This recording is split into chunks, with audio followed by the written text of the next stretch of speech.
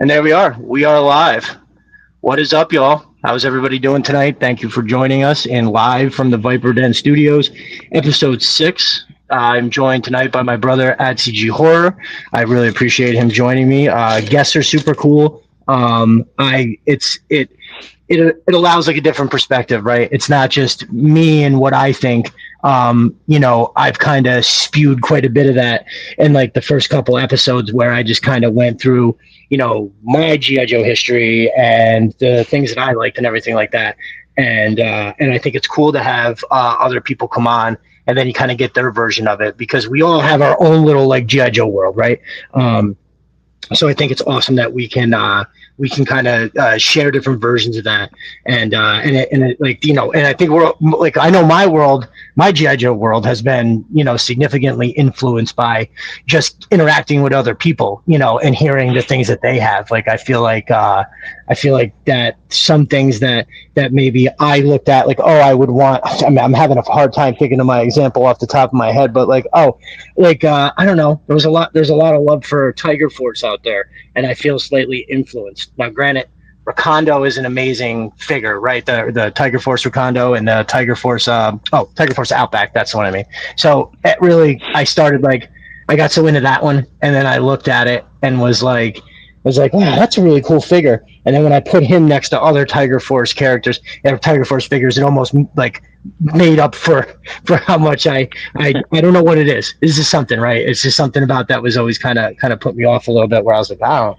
know what the fuck's going on there. But yeah, it's just, things like that. I think are super cool. And I've heard a ton of like really, really good ideas from people about just headcanon in general. So I think that's awesome.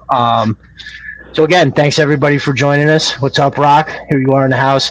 Our boy Rock did some pretty awesome kit bashing this week with the Mad Marauders. CG, did you see that? I didn't. Yeah, so he took a couple Mad Marauders kits and kind of put all the pieces around together, almost created a whole bunch of new characters. It was pretty awesome, to say the least. I'm having a hard time. It's hard for me to describe like the ones he came up with, right? Because without seeing the picture, but I'm sure everybody in these Twitter streets can go and find it on his page. There's a couple of them are real cool. One looks 100% like Jesse Ventura from The Predator. Oh my God, that's awesome.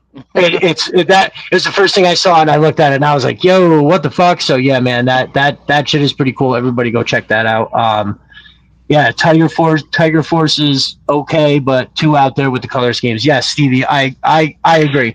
And that's another funny thing too about everybody's own kind of ideas, where where you can suspend disbelief and where sometimes you don't, right? Like all the vehicles where they have the figures that are just like out, like, here, I'm going to drive this thing into battle literally with my face sticking out, like that Mad Max fucking Fury Road movie where they had the lead guy, he was chained to the front of that car. It's like G.I. Joe just made their vehicles that way. Like, here's our driver, fucking stick your face out there.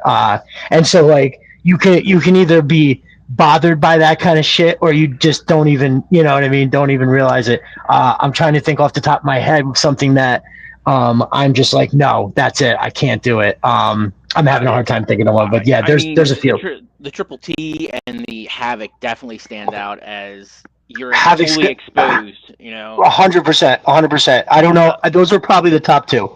Yeah, I mean, with the Havoc, I can like the guys that are in the canopy under the glass and be like, all right, that's bulletproof glass. But country up in his chair, no. Like you're getting shot in the face. Like I'm right here, everybody. I'm right here. Yeah, right. They could have just painted him orange. And then it would only made him more noticeable. The Fang comes to mind too. Because first of all, you've got this fucking huge rotor blade right over the top of your head, and then a regular helicopter. It's not like if a blade goes haywire that the glass is going to stop it anyway. But just the ridiculousness of it. I feel like, all right. So I've got the old school 3 3/4 up there. I've got even the Awe Striker. When you look at it, it's just like, yeah, no. But at least the Awe Striker is based on an actual vehicle. That's okay. That's fair. That's fair. Yeah. Oh yeah, all right. So I can't really think of another one, but that is definitely some crazy ass shit. So this is kind of slightly off topic. I thought of this. I couldn't remember. I don't think I told this story, but I'm gonna say it again because it popped into my head today. So there's our local mall. I had to rip through there. I this was potentially maybe doing some work in one of the stores. There's some plumbing in the back, whatever. And I saw that the arcade was closed. That it doesn't exist anymore. Like all the games were actually gone, and the windows they had that paper on it, except for right where the door, so I could see in there. All the shit was gone, and that sucked because that was like where the first time I saw Mortal Kombat, like the first time you walked in, and there was legit so many people in line for it that they had to have one of the attendees like stand there to make sure the line, like people were doing what they were supposed to, right? Like I've got next. They needed a fucking person for that. That's how crazy that game was when it came out. But hey, what's up? Mo's mine. Thanks for stopping by. You totally make them file cards. Nice. That's a good idea. Snow leopard, Nice. the adder. You were fully exposed in the front with two giant rockets right over your head, or one giant rocket. I think it was two. But yeah. Right. Oh, that just came to mind. That was one of the things that even though I love the figure Lightfoot, right? He's one of my number one wanted for the whatchamacallit, for like a wanted for classifieds. But he was a bomb disposal guy, and he had 3 fucking hand grenades that were literally, it was like they were on his chest thing, but he was like almost wearing it like a necklace. And I, even as a kid, you're like, come on, bro, what the fuck is that? Like, why would you a stray bullet and your whole shit is your head is gonna literally blow the fuck off your shoulders. Yeah, I think that was the one. In my mind, I knew that there was one. And I believe I'll never remember it, but there was like a running joke I had with friends about that. And it was like whenever somebody would do something stupid, it would just be like, oh yeah, Lightfoot grenades, fucking just as dumb as that. So that's hysterical. That was the fun of GI Joe, though. I mean, it had its realistic bits, but then it had its its crazy goofiness about it. Right. We talk about Tiger Force. And thinking about it, like, it probably would have been really cool if they would have used like Vietnam era tiger stripe camouflage for them. Okay. I think that's a good idea. Really cool, but they wanted to be different than just these are war toys. I'm sure. For sure. Well, I do think that's. I mean, there's a lot of things that make it special, but that is definitely one of the elements where they were able to like just randomly do a color like a Techno Viper, right? Purple, fucking purple as shit. It's 90% purple, and I loved it. I just, even the classified, and even back then, I remember being like, okay, that's a choice, but give me 3 of those, please. They were excellent. Or do shit like we were talking. I had it like before we jumped on live. The whole like by the time everybody got to Raptor and figures like that we were all so hooked that it was just like, oh, okay, fine. Oh, it's a bird guy. He's got some soft goods. It's a bird guy. Okay, fine. Give me the fucking bird guy. Yep. And God bless him for doing that. Right. In that one pot, what is it? Destro's my spirit animal. He's got some really good episodes on there. And the one where he was talking about it, he was like, he was kind of filling in some gaps for me where he was talking about the timeline. And he was like, yeah, that was by the time Raptor and them came around, Ron Rudat was all burned out. Cause yeah, man, at that point he had created like 100 individual, like awesome fucking figures. Holy shit. I mean, he did a lot. And I also think, like, when you say about being burned out, like with reading Larry Hama's Marvel run, you could kind of tell when he was, to me anyway, it felt like when he was phoning it in, it was getting close to the end of the run. It was just a lot of one-off issues. I pretty much think when they had to do the Transformers crossover, I think he was just like, you know what, this is ridiculous. So the quality definitely was dropping off at the end of the Marvel run. But I still love every issue. It's, No doubt. I definitely have to get back into reading the comics. This week in Hearthstone, forgive me, I have so much that goes on during the week. Sometimes I have a hard time keeping this straight, and I need to keep better notes during the week so I can probably shout people out when I'm doing this. But I'm pretty sure it was this week, and Hearthstone sent me some pretty interesting links. Like he had sent me this one link, and boom, I downloaded something, and I think I had like the first 50 issues. Right. I would personally like to read the real comic book, but I'm never gonna curate a fucking comic book collection. These boxes bleed me out. But still, I'm gonna actually go back and read it because as I did, like Conrad sent me the #1 issue. I have a #2. And then some random ones in the beginning, and when he sent me that and I picked it up, I was like, oh, I forgot how fucking good these are. Mm-hmm. And anytime I see anybody post about anything, and I guess all the way up to even now, there's good shit that's being put out, and it all sounds interesting. I don't know how I feel about the crossover with Transformers. I almost don't like it, right? In my head, it almost, I mean, I guess there's a way you could tell the story where it works, but in my head, it's like G.I. Joe Transformers. Oh, so the robots fucking slaughtered us in that, end of story. What is this? What are we talking about? I feel the same. Like, it makes sense, Transformers and G.I. Joe, but right. Like G.I. Joe and Mask make more sense. Yes. Oh, that 100%. 100%. I mean, outside of the obvious popularity of the two at the time, right? Like, if you think, I was probably G.I. Joe, Transformers, and then maybe Masters of the Universe and some other ones fought around in terms of popularity, right? Yeah. But yeah, so for sure back then, but you're right. It does make sense. Yeah, Stevie Z, you're right about Larry Hama. We were talking about his battle with Hasbro with writing the comic, where they wanted him to have Battle Force 2000 and Cobra Law, and he outright refused to do Cobra Law, so he compromised and did Battle Force 2000, and ended up killing them all off except for 2-3 people. I think that's so fun. Right, like, he showed them that, like, okay, I'm gonna put him in, but I'm gonna do it my way. I always love it when people stick it to big corporations like that. Famously, my favorite is Norm Macdonald on SNL. Apparently, he was told because if you remember, he used to he was the guy of the Weekend Update, and this was and his height of his popularity on the Weekend Update was he told a fuck ton of O.J. Simpson jokes throughout, like, the whole trial. After the trial was over, the thing is, they were all funny. They were all funny jokes, but it got to the point where he was telling like so many on every set. Apparently, they had said, "Listen, you've got to dial it back. You can't keep, going on about the, about OJ and the trial. It's just nobody wants to hear about it. It's like horrific content, whatever. The corporate is." Understandably, if that happened on like Tuesday, the very next week when they went live, he did. Every single joke was an O.J. Simpson joke, and they fired him.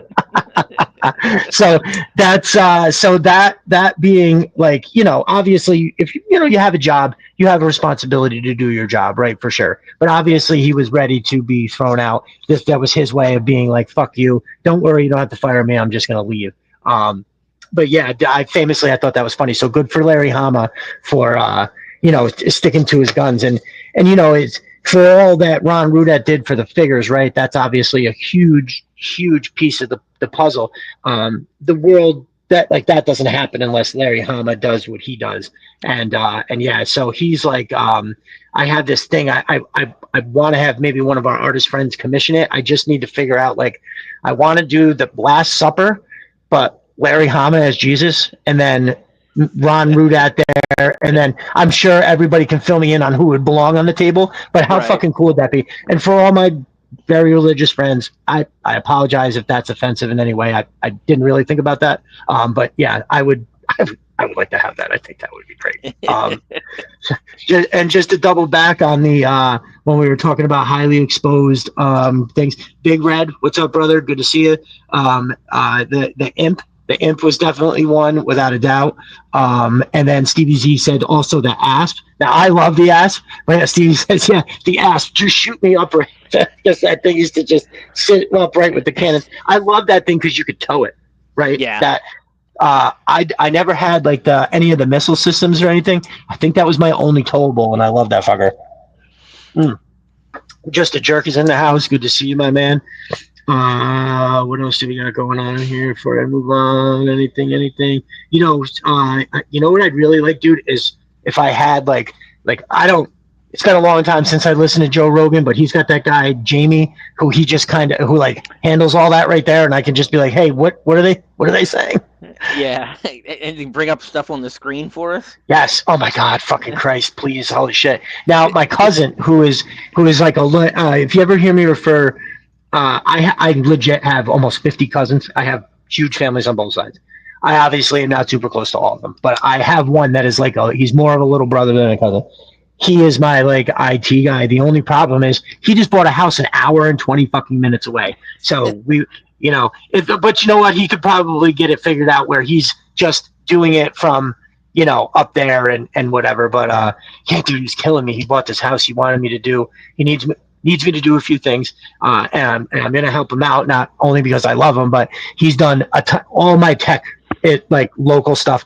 He comes to the house, he brings the shit, he puts it in most of the time. So Metal Gear Solid Delta just came out, right? And that's, other than GI Joe, that would be my toy. If like in this world, Metal Gear would be right behind GI Joe, even ahead of Transformers and all that other shit. Even though they only just for whatever reason. But yeah, he was like, oh no, you're gonna want, I know you're gonna want to play that game. And he's like, your computer, which is the computer he gave me for being the best man in his wedding. He like built it. It's got lights, big fans. It's really fancy. Oh, yeah. It was really sweet. Somebody hit me up and was like, oh yeah, I've got to come and update your graphics card. So if I told you what it was, I'm sure you'd understand. But he more or less said, hey, this is like the top of the line graphics card and what you're going to need to play Delta. So homeboy is continuously, he comes over and does that. And then he's like, oh, by the way, I got some windows I need you to put in. So I was like, dude, you just move an hour and 20 minutes. So he definitely was like, it's all of an hour. And I was like, oh, it's an hour and a half then, isn't it? And he was like, no. It was definitely all of an hour and 15, 20 minutes. Gorgeous ride, right? Upstate New York, we got the mountains, and it's really nice. Oh, yeah, but that's now you're looking at almost 3 hours of travel. That makes it so like, what am I going to do? Come out there and stay over? Oh, and here's the kicker. This is what the worst part is. There's not a Home Depot in sight. There's like nothing I can go and get anything. So if I don't have something, the whole fucking trip up here is fucking ruined. That's it. So yeah. So good for Larry Hama sticking to his guns. I do want to try to get to a con so I can meet him at least once. I've never met him. There's one in Jersey. He's going to be at Jackson, Jersey. I think it's called Jackson, Jersey, or something like that. Okay. I can't remember the date. It might be like October or November. Okay. That's very interesting. I want to go to all these things, the ones that are super close, but as you hear me say all the time, it would be really difficult. I'm on such a timeline with the remodel here because actually I was talking to my boys today. I got people coming. Pop Cold Frenzy in the house, just seeing you coming in there. I've got friends of mine that are on a schedule of their taking time out of their own schedule to come and help me out here at my house. So like I have to be ready. So yeah, there's a lot of shit. And then as CG knows, I talked to him about it a few times over the course of today. So part of why this week was so crazy and I'm so wildly unprepared, I had to spray the ceiling in my basement. I know that sounds so. Imagine if you're down in your basement and you look up and all of the bottom of the floor is exposed. So the joist, creates all those bays, right? And in those bays are running on the bottom of them. You have all your pipes. I got my air ducts. I've got, there's vent pipes, and then there's a ton of electrical. I just put up 12 new lights on that other side.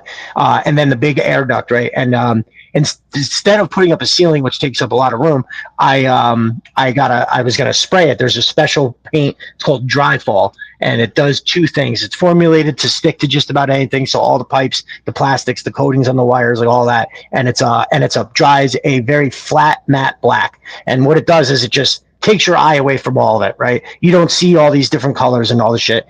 So the lights, so what I did is I put the lights up, and then I took the LED part out and sprayed the whole housing of the lights that are up there, and then I'll just pop the LED parts in. But that was a nightmare today. The gun that I had, well, the prep was a lot. I woke up later than I wanted to, got moving later than I wanted to, and so by the time I got downstairs, I was, I tried to do some. Again, I did it last minute. This is kind of my fault. Did a quick Google search of the I was like, oh, I've already bought $160 worth of this paint, but just now as I'm about to start, I'm going to see if this is going to work in my gun. So this is on me. And then all the information I had, they were like, no, you need the big airless, big pump to spray this because it's super thick. And I had to run around. Not only did I have to rent the bigger sprayer, but then I had to buy a different tip that came with it. And I've never, I'm familiar with these paint sprayers. I've used them a bunch before, but it's literally brand new out of the box that they gave it to me. I've never used this particular one before. So I ran into some trouble priming it. So when I go from 1 5-gallon bucket, boop, I pull the big hose and all that shit out and I put it in the other one. You lose your priming on that. And anyways, this is enough Tim the Toolman talk. We can get back to the Judges. And it's been a long week of all of it, and so I do want to get more prepared. I feel like not only do when I have guests come on, I have people spending their time with me here, and so I just I feel we're going to be upgrading. CG has offered, or not offered, he has already sent me like a fix. So my laptop is fucked in a sense that I can't get into my settings. My laptop, I can't connect to the Wi-Fi because we got a new Wi-Fi, and my wife named it the same exact thing as the old one. So I can't tell which one is which, and then I couldn't get in the settings to erase it. It was a nightmare, and I'm horrible at all this shit. The only reason I've gotten along recently is because CG helped. The only reason I was able to get Conrad on last week is at the last minute I was like, oh, I can't seem to figure out how to get him on YouTube. It's not doing it. I still haven't figured that out. And you came through.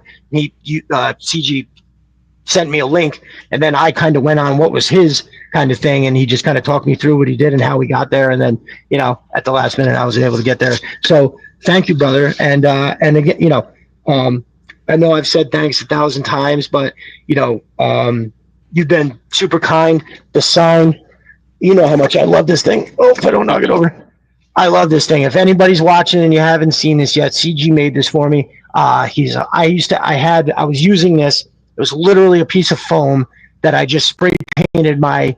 I have like a stent. My sister made me a stencil on her Cricut, so I could just spray paint my logo on tools and tool cases. And so I'm trying to hold it up so you can get a real good look at the depth on there. I can't. My preview picture is so small, so forgive me if this looks stupid. But the depth of the letters, the definition, and almost like as important as how all that looks. And it is a 1-for-1 design on the. I mean, I'm sure it's maybe like a certain particular style, but this is how I always envisioned my logo. Was kind of like this, which is in a way a choice. If anybody is familiar with Jimmy DiResta, he's got a pretty popular YouTube page. He's just the dude who's been making shit forever. He's very popular. He has a giant shop, but he started in this little place in a basement in New York City. And he used to make toys. He worked for a company doing like molds and stuff. But then now he makes super big fancy pieces, like one-off pieces for people. But anyway, that's kind of, the style is kind of stolen from him, but the color has always been super important to me. I think I've told this before. I used to have this Motorola phone that I thought was the absolute shit. I loved it. And it was this color. So, and of course, Iron Grenadiers, Destro. Hopefully we get to see that soon. So anyway, that, and of course, the very generous gift with that wonderful, Serpentor, totally off the, I actually took that out of the box the other day.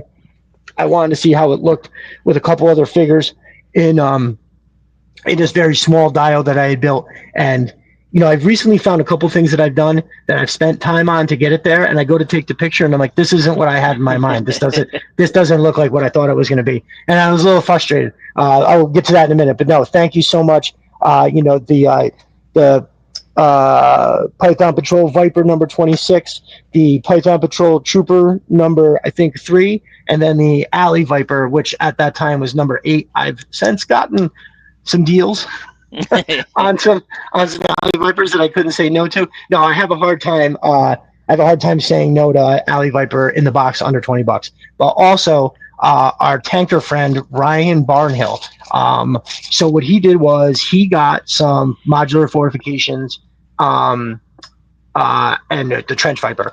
And so I think what he did was is he took the OG Alley Vipers backpack and rifles and put them on the trench viper, because I don't think the trench viper comes with any of that shit. So he put all that on there, and then he sold me.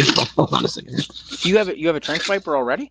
No, no, no, no, no. He Oh, bought them. okay. No, no, no. Oh no, I would have shared that with you a long time. Absolutely. No, he sold me. He sold me 4 of his OG Alley Vipers. So he's basically like, I'm taking the backpacks and the guns, applying them to the trench vipers, and he sold me these at a generous price. I think it was $10 a piece. And now, wow. So what I did was, is I actually have 2 of the the GI Joe Gatling guns that everybody has, like they came with the Ram, and then Roadblock had one. So I bought 2 of those off of. Actually, I bought 3. One of them I turned into Destro's Gatling gun with an Iron Grenadier, but the other 2 I painted them navy blue and orange. And so 2 of those guys are going to wind up with that. And then what I bought here is a bag of 3 sets of bazookas thing. So this one doesn't have the missiles in it, but I got the missiles, I got the thing, the bazooka, and I'm gonna do the backpacks blue, the missiles orange, and then do some kind of configuration of that. So these guys that came, these 4 OG Alley Vipers that came, sans backpack, sans rifles, will now be like the heavy unit. They're gonna have Gatling guns, they're gonna have missiles and shit, and then they're going to go along with what is now, I believe. So these 4, and then I have, I think I have 10 other ones. This has been, the last 2 months have been crazy. I've been spending. I think I might have a problem. I actually, I can relate to that because, well, after I got the good news at the beginning of August, right. I'm just going to tell everybody. So how DD and I started talking was I after 18 years I lost my job, and I was told I was losing my job at the end of July, and I was freaking out. Um, so him and I started talking, and he kept my spirits up because I had to cancel all of my pre-orders that I had. Oh, So I actually lost out on the Snake and the Trench Viper stuff right now. I'm hoping they go back up because eBay prices are insane. But beginning of August, then I got a new position in IT and stuff like that, and a better job. So I can relate, dude. I've been going freaking nuts since I started, and I got my one chair here in the living room just has just stacks of a unopened stack of GI shit. Joe right now. Yeah, Yep. right. Well, that's kind of where, that's kind of where I realized I had all this stuff that was unopened as I'm ordering 3 more figures, troop builders off of Amazon. I was like, oh God, what am I doing? Well, I just ordered the mass device case, the box. Oh, nice. Uh, From I Sis 3 Ursa? Yeah, I just ordered that this Hell yeah. afternoon. Awesome. Uh, Awesome. As a matter of fact, I got that right here. It is incredible. You will not be disappointed, brother. I got to get I got to get Snake Eyes so I can put it in here because I do have that one too. But yeah, here it is. You know what? Mm-mm-mm. There it is. Hold on 1 sec. Sorry about that. I have the worst fingers. My from all working with my hands forever, they're like straight up calluses. But yeah, so yeah, you will not be disappointed, my dude. This is super quality. And just like the little extra detail around the circles, like the extra lines and everything, just really looks dope. And what I like about this, so when you look at it, you would think that the littler piece would the smaller piece would be on top, right? That's right. normally how like a case works. But if you did that, then this whole thing would be sitting in there and you wouldn't be able to see this. So yeah, you just slap that in there, and then the handles are on here, so you can have, well, I am gonna have 2 bats lifting it off like this in front of Mindbender, Cobra Commander, and Destro. So yeah, dude. Yeah. Yeah. I really hope they make a mass device, like almost like a build a figure type mass device. I know it can't be as big as it was in the cartoon, but So uh, I believe Lenny touched on that in an interview, I think I remember who the interview was with, but I'm having a hard time being positive about that. But he definitely it had come up because they're making, they're like, oh, is the, you've got the whole line of stuff, and he basically had said that he was like, oh, that would just be too big. So he's like, if you think about in the cartoon, the figures are like this next to something that's like this, and he's like, it would be enormous. Now, I I mean, I bet we can get some of our 3D printing people to come up with something. If there was, if somebody came up with the design, I'm sure we could probably yeah, but I mean, how cool would that be, right? You could make like you could sell I mean, all right, so I've got like, here's a figure. Like, how bigger would it have to be, right? Like, imagine if this was your average classified figure and you had the tip of it here and it comes back about a foot. I don't know. I mean, it sounds like a HasLab to me, right? I mean, if you It does. But yeah, because so there's a free file on Thingiverse of a mass device. Now it's for the 28 millimeter like board game types, so it's not super big. And I'm like, you know what? I'm gonna blow this up. I'm gonna print it, see how it comes out, and okay. um, to get it in a 112 scale with it, my printer just is not big enough for it. Even if I broke it down, it still wasn't. Hey, Uh, wait, did you say a whale? Is that what you said? no, no, no, no, a mass device. Okay, okay, Yeah, all yeah, right, yeah, yeah, okay, so, okay, yeah. So somebody does have a file.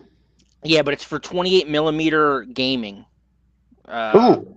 so yeah, and I downloaded it, and my build plate just it's not big enough. So Oh, and no shit. Yeah, that yeah, sucks. so I so I I just mean, got to get a bigger printer. That's all I got to do. nice. Oh, well, that's awesome. Well, dude, I mean, if anybody's gonna make it look nice and sharp, you could make that happen. That's interesting. I wonder, what exactly that device, what that would look like. And here's the thing too.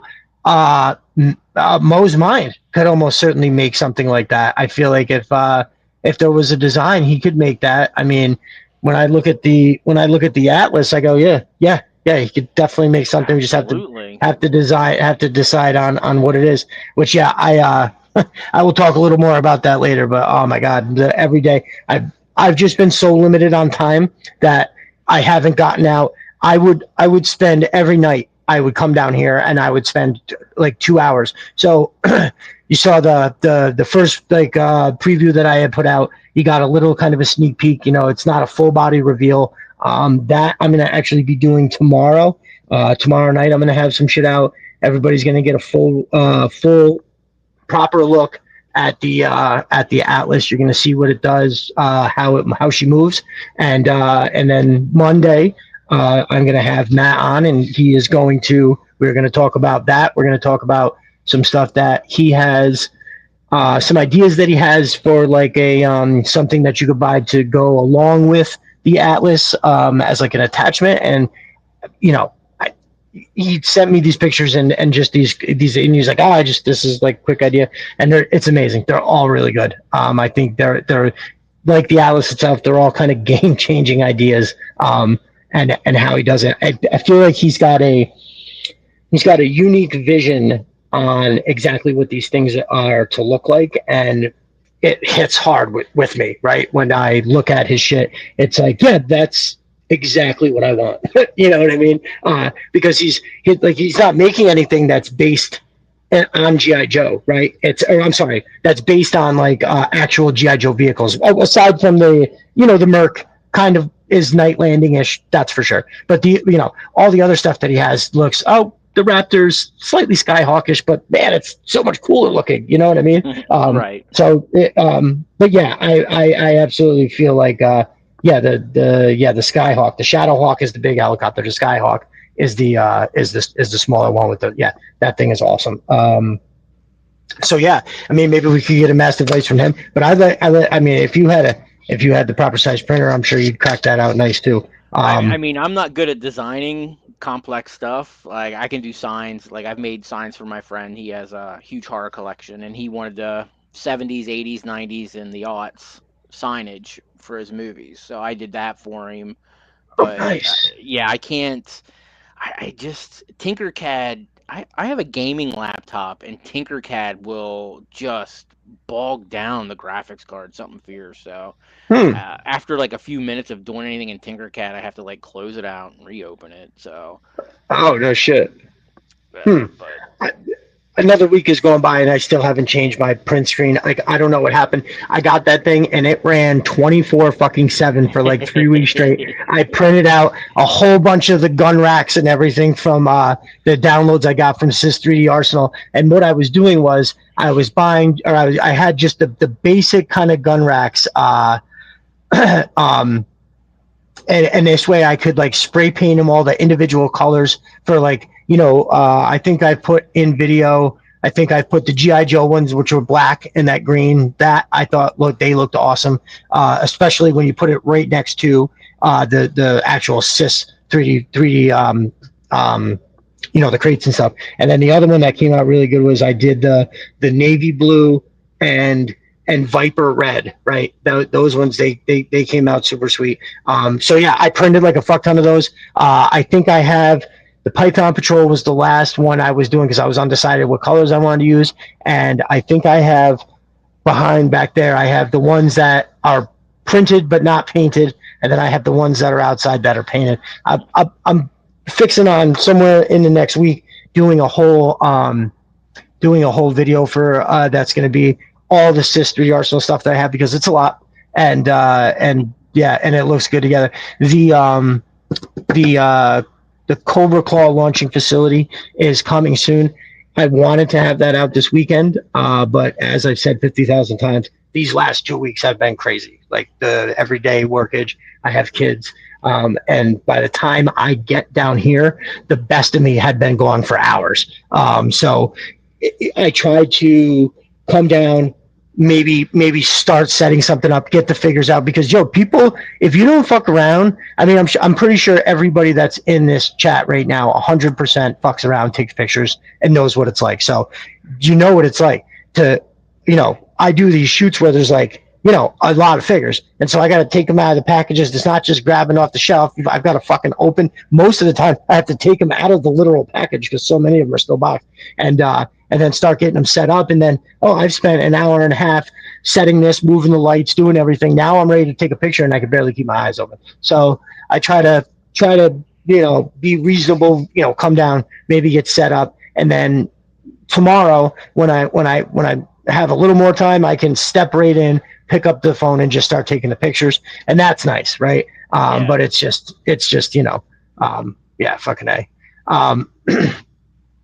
But the stuff from Sys 3D Arsenal, the Cobra Claw launching facility, I wanted to have that out this week, but this weekend. But that is imminent. I did start working on some of I built, painted a lot of the stuff. And one thing I did have a setback. I had forgot to ask to have my wife do something on the Cricut. It's a huge cobra symbol and some other stuff that is going to go on there. And I was like, oh God, I just painted these. I can't put it on now. And then I forgot to go back. So anyway, it's a little bit delayed, but that is going to be Sys 3D Arsenal on full display. That there's some stuff that he sent last week that I haven't shown. There's some other stuff I'll show a little bit later, but yeah, when I get around to revealing that's going to be pretty fucking cool. I think people are going to see, because he takes great pictures too, but I'm now putting a lot of stuff together in one big thing, and it's all color coordinated, everything that's going to be there. And I'm going to be, aside from how awesome that's going to look, I'm really going to do what is probably, my best Mate Mylar imitation, where he does those awesome like smoke explosion things. You know what I mean? Like nobody does it like he does with that, for sure. Right. And I won't be able to do it. It's not going to look like that. Fucking spoiler alert. But I'm going to try, because I'm going to have multiple Cobra Claws launching all at once in different spacing off the ground.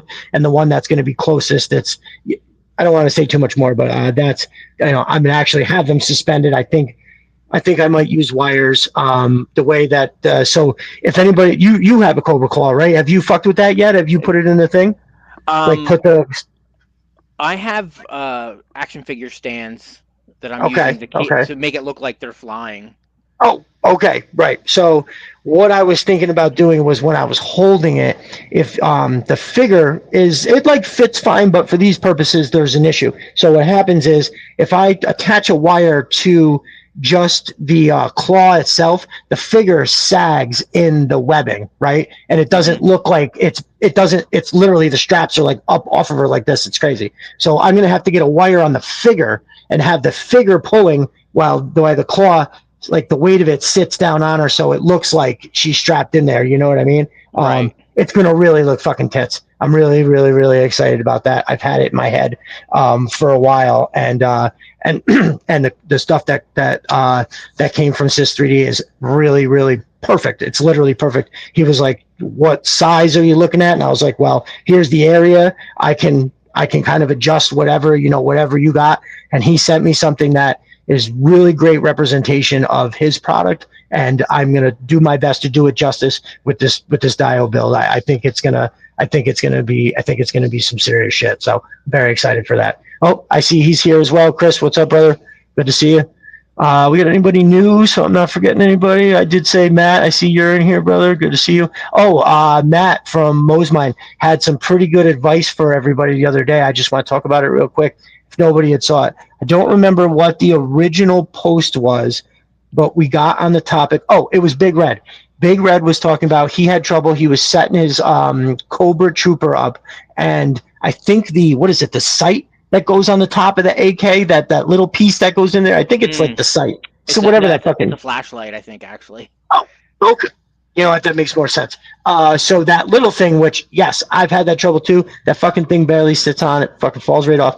And so yeah, I saw that he was asking like, "Yo, should I use glue? Should I whatever?" And so it was to my knowledge, because I had fucked around with a couple things that, yeah, man, I put that CA glue and that little shit, will, as Matt even stated too, that it will squirt out on you, right? So you put the two pieces together, and at that joint, if you have too much in there, because it's the joint, it's supposed to fit like all that. There's supposed to be no other space. So if you got a big bubble of glue in there, it's got to go somewhere, and that means it's coming out the side. So that shit gets on there, and then that chemical reaction makes like this white, it's just like a white. It looks like a chemical burn, right? It looks like it's burned down there. And what Matt said was, it looks like it can come off with baby oil. Now, as I'm saying that, Matt, I feel like you said baby oil and something else, and then I remember seeing you repeat it to somebody else, and I can't remember, but I think then maybe the second. This is my fault. I was confused. So if Matt wants to pop that into the comments, I believe he said, "Yep, that's it." Diddy that thing. Nice. That's it. That's it. That's it. There's plenty left over. I'm sure they'd send you a bottle from what they confiscated. That's fucking hysterical. Nice job, brother. Well done. Yep, with a Q-tip. Yes. Okay. So perfect. Q-tip, baby oil. Boop, boop, boop, boop, boop. Wipe it off, and then that's it. You should be good. Which is great because I definitely want to glue some shit, and I don't want to deal with that. So one thing that I bought when I got that 15 Viper lot from that guy, right? So he had enough of the glasses falling off all the time. So he applied a little bit of glue to keep the glasses on, and I'm totally cool with that. But he did it where instead of the glasses being at like an angle, they were like flat right around the side of the head, and it looked stupid. So I took them all off and then kind of straightened them back on a little ways. So I'll probably go back, and once they're on, I won't even put it underneath. I'll just put like a dot in the front, a dot in the back, and then that's it. Yeah, that's what I was doing with the Dreadnoks and Sergeant Slaughter with the Okay. glasses, and then Oh, nice. Right. Definitely. the Vipers, their goggles, uh, they don't stay on very well. At least Right. for me, they didn't. So I would put a No, little, no, I no. would Me put a little neither. dab in the front and the back, and I have activator, which gets the Accelerator. carry, Yeah. yeah, Yep. accelerator. So I just squirt them with that then, and they're good to go right away. Perfect. Yeah, Matt. Do you know? So he says Cryofix. Where we go?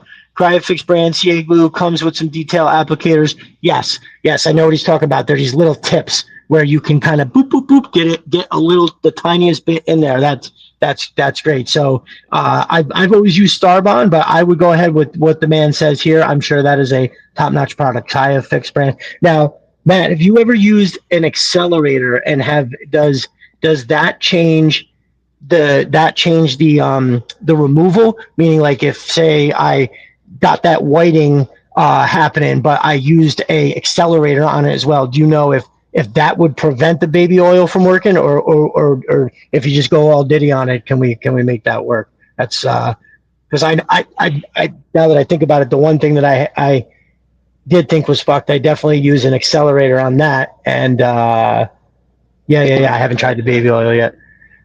It will make the band not as strong. It's like the paint. I get something away. I got a little dollar sign in front of my thing here. I can't see his whole thing.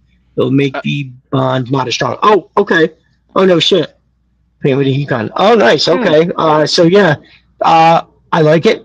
I definitely didn't know that. And that's very interesting information because I've definitely used it on some things that I would, now that I have that info, I would have preferred to have done it the other way.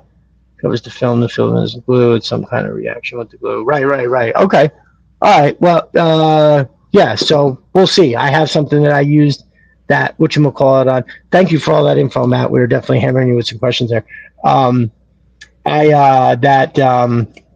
That piece that I glued, I definitely used some of the accelerator on there. So I will hit it with that applicator, and we will circle back. That's very helpful information, brother. I really super appreciate it. Now, I think, have tried to complete some thoughts and have just kind of snaked all over the place, and I love that. So I think like 25 minutes ago, I started out talking about how I had gone through the mall. So the Mortal Kombat, the store had closed, and the arcade had closed. And it was, an arcade that was dear to my heart because it was the first time I saw Mortal Kombat, and it reminded me of this story. So one of my all-time favorite games is Galaga, right? Do you remember Galaga? It's just a spaceship that moves back and forth, and they can capture your ship, but then you can shoot them and get it back, and the whole thing. I fucking love that game. I lived at in like a residential neighborhood, but directly across the street from my house was a Pizza Hut. And then down the block, well, not my whole life. It was a used car dealership, and then it became a Pizza Hut. But then down the block, there was Checkerboard Laundry. Checkerboard Laundry always had two games. One of them was always Pac-Man, and I remember they got Galaga. And I remember playing. My mother would try to give me as much money as she could to go down there and play. It was always a quarter, right? It was so back then it was definitely like like today it's a quarter. It's like you can't do anything for a quarter. But yeah, I definitely used to go down there and try to play as much as I could. And I was whenever I kind of think of arcades, this story always comes to mind because when I was young, I felt like I was standing next to James Bond. So this dude, Pablo, him and his brother Chris lived on the other side of the block, and they were older kids, right? I think if I was, say I was 6 years old, these dudes were teenagers, right? Like 12, 13, 14 years old, somewhere in there. But they were cool kids. Like in the wintertime, if we were out there playing, I remember he would always drag it. They would put, me and my sister in a sled, and he would take us up and down the street, always making sure we weren't doing nothing stupid, staying away from the road. They were good kids. Actually, they were real troublemakers, but they were good to us. Mm-hmm. So anyways, one day I go in there, and I'm like, I look, and Pablo's playing Galaga. I've seen him in there before. I'd seen him playing. But when I looked, I couldn't help but notice on the screen that he had like 27 credits. And you never saw that, right? At most, you put one quarter in. You don't, I don't ever remember anybody, having so many credits. And I'm like, did you just put like $20 in here? Like, what the fuck is going on? And I asked him, I was like, hey man, where did you get all these credits from? And he was like, I just got lucky I think he said something. He was playing cards with his grandma, and he won a bunch of change. So he got to play. He put it all in the Galaga, and I was like, all right, well, hopefully you beat it. Sat there, watched him play, but like I knew it all just sounded like bullshit. When you're a kid, your bullshit detector is off the charts. So I just remember it being weird. And then finally, I caught him one day. Yo, this dude took a quarter, drilled a hole in the quarter towards the edge, tied a string in the smallest possible way, and used to drop it in and just bing, ba, bing, ba, bing, ba, bing, pull it up and down while it hit that little flat. So apparently, this is in the 80s, right? This is the mid 80s. They didn't have no like check for that. There was no like thing that only went one way, right? It was Right. and I watched him do it. He would be like, he would go in with quarters and he'd put a couple in, and then he would like wait till the lady wasn't behind the counter, that she was like helping somebody, and he had it in the summertime. He had it tied to his thigh, and it was like up his fucking pants, and he used to just like pull it out, like ba-bing, ba-bing, ba-bing, ba-bing. And hey, he shared the love. I definitely got to play a absolute fuck ton of free Galaga, and I always loved him for that. I remember seeing him later in life, and I literally ran into him at like I think it was Home Depot, and I was like, "What are you doing?" And he's like, "Oh no, I just moved back from like North Carolina or whatever it was." And I had at the time I needed some help. I think he worked for me for like 2 weeks, and then I think he wound up moving on. This wasn't a place for him. He was a traveling person. So yeah. But anyway, I love that story. I was reminded of it again today. I feel like that might have came up in one of the earlier episodes. I mean, this is what, 6? So somewhere along the way, I think in one of the first episodes, I may have told that story. So forgive me if I hadn't. But yeah, dude, that's a pretty awesome thing. So I know everybody has. I love that you guys have a nice conversation out here. I'm trying to just make sure I'm keeping up. G.I. Joe by Konami was hot. That was cool, wasn't it? That was a pretty awesome game. Was that the one? What was the one that was like the Atlas Factor? And then there was the one that had like Blizzard, Rock and Roll version 2. Duke, that was for the NES games. The NES. And yes. I think, yes. Yeah, that shit was fucking awesome, right? I mean, all right, I say that. I honestly don't remember it. If now that I'm thinking about it, I do think I remember the game being like a pain in the dick, and maybe it wasn't as enjoyable. Like, do you remember it? I do. I had it. I think I was in high school when it came out for the NES, and I had it. Right. I'd come home from school and play it from the time I got home to the time I was going to bed, and I never beat it. Never beat it. Because you could be Rock and Roll, Duke, Snake Eyes, or Blizzard, and I would just burn right through them real quick. Right. Yeah, see, I can't remember. I don't remember much. I just remember that like the picture on the front got me too, right? Because Blizzard, one of my all-time favorites. Was it Snake Eyes version 4? Was that the one that was in the gate? Was it? No, was it? No, it was version 3. His 3. Yep. It was version 3. Version 3. Yeah. Oh, you could also be Captain Gridiron too. I forgot about him. Oh no shit. Yeah. No shit. Oh, that's pretty cool. Albo Army says, yeah, Atlantis Factor was by Capcom. Nice, very good, brother. You doing our best here. There was a comic cell where a Viper takes his helmet off and like quits or something. I just remember it was cool as shit to see the inside of the visor. Ooh, that's pretty nifty. I'll have to look into that. I bet that. I wonder what that does look like, right? I mean, it's got to be one of those things. I don't know if anybody's seen. I remember seeing these drawings that somebody had put up online and was like, "Oh, this is what the Army has now." I don't fucking know, whatever. But I looked at it and I was like, "Oh," and basically it was a full face mask. That was the thing that Wolf Spider comes with. Do you know that one? He's got the full not he's the night vision. The night vision. Yeah, goggles. So they've got not this thing. They come with that other full face mask. Oh yeah. Yeah, it doesn't. I actually tried to put it on when I did the Fangbuster shot with the absolutely amazing Atlas. And I did actually put those on, and I put the helmets back on, and I didn't look right. So I was trying to get that done. So I took them back off, and I went with the helmets and the gear. But yeah, so I had seen something along those lines, and I just thought it was really awesome. So like what it basically is it's a face mask that has cameras on the outside that shows on a screen on the inside, which I'm sure, you can have all kinds of HUDs and different kind of displays and full night vision, right? So instead of like trying to look through these little goggles, you've got, maybe something this big right in front of you that you can see, so yeah, thank you, Matt. If any of you comic people who knows if Conrad is there. I bet he knows exactly what issue that's in. But yeah, his the whole brain is his brain about GI Joe is amazing because he's got it's an encyclopedic knowledge. it really is. For sure. I think that's pretty dope. I mean, because when we talked about anything, anything that had kind of come up last week, he was just like, "Oh, it's no, it's not that one. It's this one." Yeah. So I thought that was pretty cool. I mean, I think anybody that has knowledge to that extent about anything is cool, right? I know a guy that's really into Hot Wheels cars, and that motherfucker could tell you anything about any Hot Wheels car anytime. You can ask him any kind of question. It's a savant type of thing, right? It's a Rain Man-ish type of knowledge where it's just like anything that I ask him, he can tell you the different body types when they switch from this to that, the tires, the whatever. It's really cool. Right. And I remember just kind of asking him random questions that I wouldn't even have any idea about, but yeah, boop, that's it. I think that was real and not just in my head. So Matt, I get that. So Mo's mine.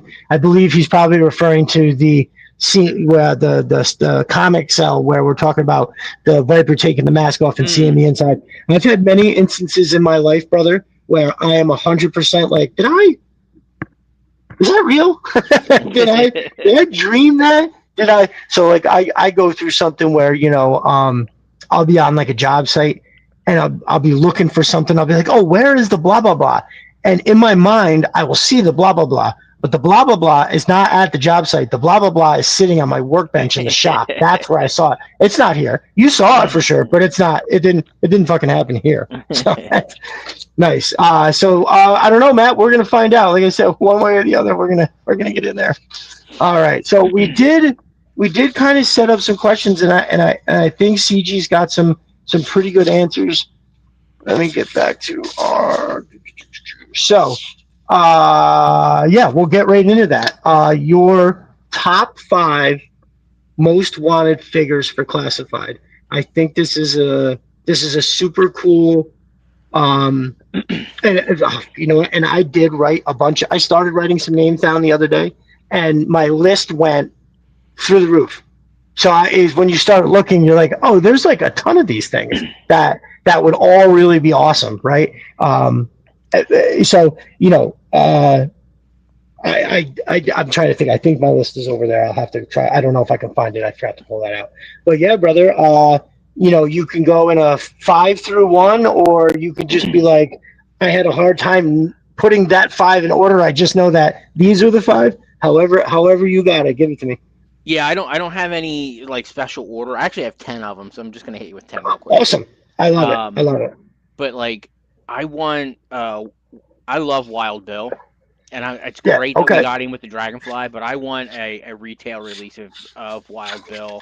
I love it. Probably in his, I think, version 2 costume, where it's like the blue shirt, the yellow handkerchief, and black pants and stuff. Yep. It's awesome.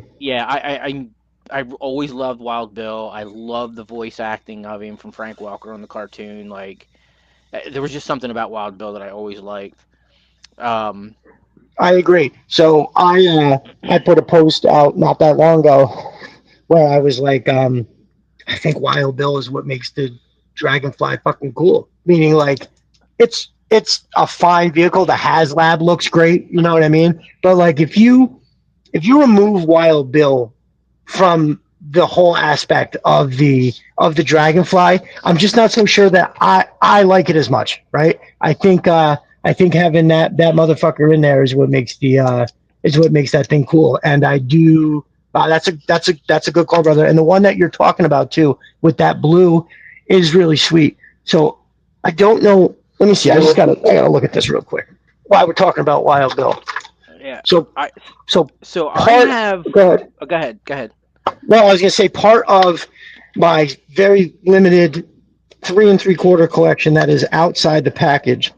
I got this, right? This was when Rise of Cobra was out somewhere in Retaliation, and then or possibly somebody might know this may have been in the 25th anniversary run.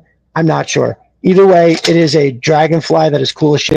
You can do that, and the missiles pop out of the side. It's pretty awesome. Okay. But Yeah. that just kind of fell. But anyway, this has got. I think I paid like $4 for this if I remember correctly. But this has what I think is a really fucking dope version of Wild Bill. So he's got the chrome ass glasses, which I think is sweet. He's got the hat, but this color scheme is like a very, very light olive on the pants with these darker green accents. I know the lighting right here is shit. I'm trying to get it so you can see it better. But it's almost like a slightly desert camo-ish, and he's got like, is that what he normally wears on the jacket? I thought he had more of like a slick jacket. This has more of like the pilots wear the shit with the flotation devices, so if you crash you just pull the thing. So he's got something like that on. But check out those mirrored chrome glasses, the hat that's that light ass green with that dope color. I don't know, man. The boot cut pants and shit. I think this is fucking super dope. I think that your version is, I mean, this is a really cool fucking figure. Like for a 3 3/4 figure, this is fucking sweet. I would have paid $10 for this, but I got this cool ass helicopter with it too. But I think that your idea is better. That definitely is way more to the tradition. Like I don't think this is probably, I think like that whole scheme right there, I think is only for that release or whatever that was. So yeah. Good shout. I love it. Yeah. I'd also be like, so the re-release of the Dragonfly in, oh, man, I'm bad with dates. I want to say it was like 2000. Okay. They called it the Locust though. They didn't call it the Dragonfly. Oh yeah. It's like that tannish, almost flesh-colored Dragonfly. I have two of them, so I have two of those Wild Bills, and his is like nice. it's like a darker shirt and lighter pants, I think. I always like that one too. Like I don't know, I just want a Wild Bill, and like I think Stevie Z said retro. Like retro would be perfect for him. Yes. I do agree. Did they? Do we have a retro, or did they? They haven't done a retro Wild Bill yet. Didn't we see what was the controversy with the card art? I thought that was retro Wild Bill, where Hasbro was like, no, we didn't use AI on this, but Wild Bill had like 8 fingers. What the hell was that on? Oh, that's at Kickley Pop was doing those funny drawings. Yes, he did. Yes, he did a thing where there was literally 9. So, but no, there was retro card art of Wild Bill where he was holding the pistol, and he definitely they tried to say that what you were seeing was the color from the other side of the gun made it look like a finger. And I had to be honest, I remember when I heard that and I went and looked, I went, well, yes, but I think you said that after you used AI. Like, I think that's just a convenient thing that happened. And yeah. So that's hysterical. Yeah, definitely. God, I don't know why, but in my mind, I feel like we got the retro. Oh, Super 7 card art. Boom. Thank you, Snow Leopard. That's what it was. So the Super 7 reaction line, right? I think it was reaction. Snow Leopard coming through. Thank you. That's definitely what it was. In my mind, I thought it was, and so no, not the classified retro. The Super 7. Snow Leopard got it. Yep, that's it. He did. That's a good call. Coming in at one of the 10, Wild Bill. I love it. Great shout. Yeah. Airtight. Oh, hell yeah! I can't believe they haven't put him out yet or even announced him. That's pretty big part of the 85 year. Huge. Yeah. I 100% agree. And I mean, so when I think of holy shit, we haven't gotten him yet. When you said that, the first thing that came to my mind was, well, they just announced Hit and Run, Lifeline, and who was the other one in that? Another one that was what was that wave that was just recently announced, right? Lifeline, Hit and Run, and another just as equally popular character that we can't remember to save my fucking life. We didn't get a name-only airtight. No, we did not get a name-only airtight yet. I think I'm drawing a blank. and I didn't even realize that. Man, I am so behind on stuff because of working more. I didn't realize they uh, did a name reveal of Hit and Run. Yes. Yeah, they just did that at what was the San Diego Comic Con? They did. Yes, it was. They did name only, so they used a retro card art. It was Lifeline, Hit and Run. I think the fourth one in that wave is going to be Big Lob, but yeah, Lifeline, That's right, Hit and Run, and Night yeah, Viper. Stevie Z, Night Viper. Big Red said Night Viper, and I think that was it. Is it? Oh, it is. It is. That is it. Yes. Yes. Thank you. Nice job, Big Red. That's so that I mean, what kind of? Now that's a fucking. That's a wave, bro. Holy shit. When it comes to troop building, I usually keep it at 5, maybe 6 at most. But when it comes to the Night Viper, I am going to have like 20 of them, like you, I love it. Alley Vipers. Listen, if it's as cool as I think it is, I'm gonna have a hard time not getting them too. and also, so my troop builder number was 4. So I originally was like when I first started getting everything for pictures, and I envisioned 4 because I could have like 2 and 2 with a figure in the middle, right? And that would be like a perfect way to frame a lot of pictures. And then I'm not even sure I have any troop builders that I have 4. I think I've shot past that on all of them at this point. The Iron Grenadiers, I just got my 5th one the other day. Fuck. Yeah, I'd have to kind of go fish through here. I have so much unopened shit, it's disgusting.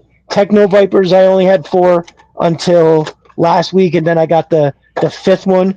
The 5th one I got for, I'm pretty sure everybody saw it probably in here that at this point, I did a preview for the Cobra Claw launching facility, and I had all 5 of my Techno Vipers in there. I just fucking love the way they look. And man, how awesome was that? The way that the purple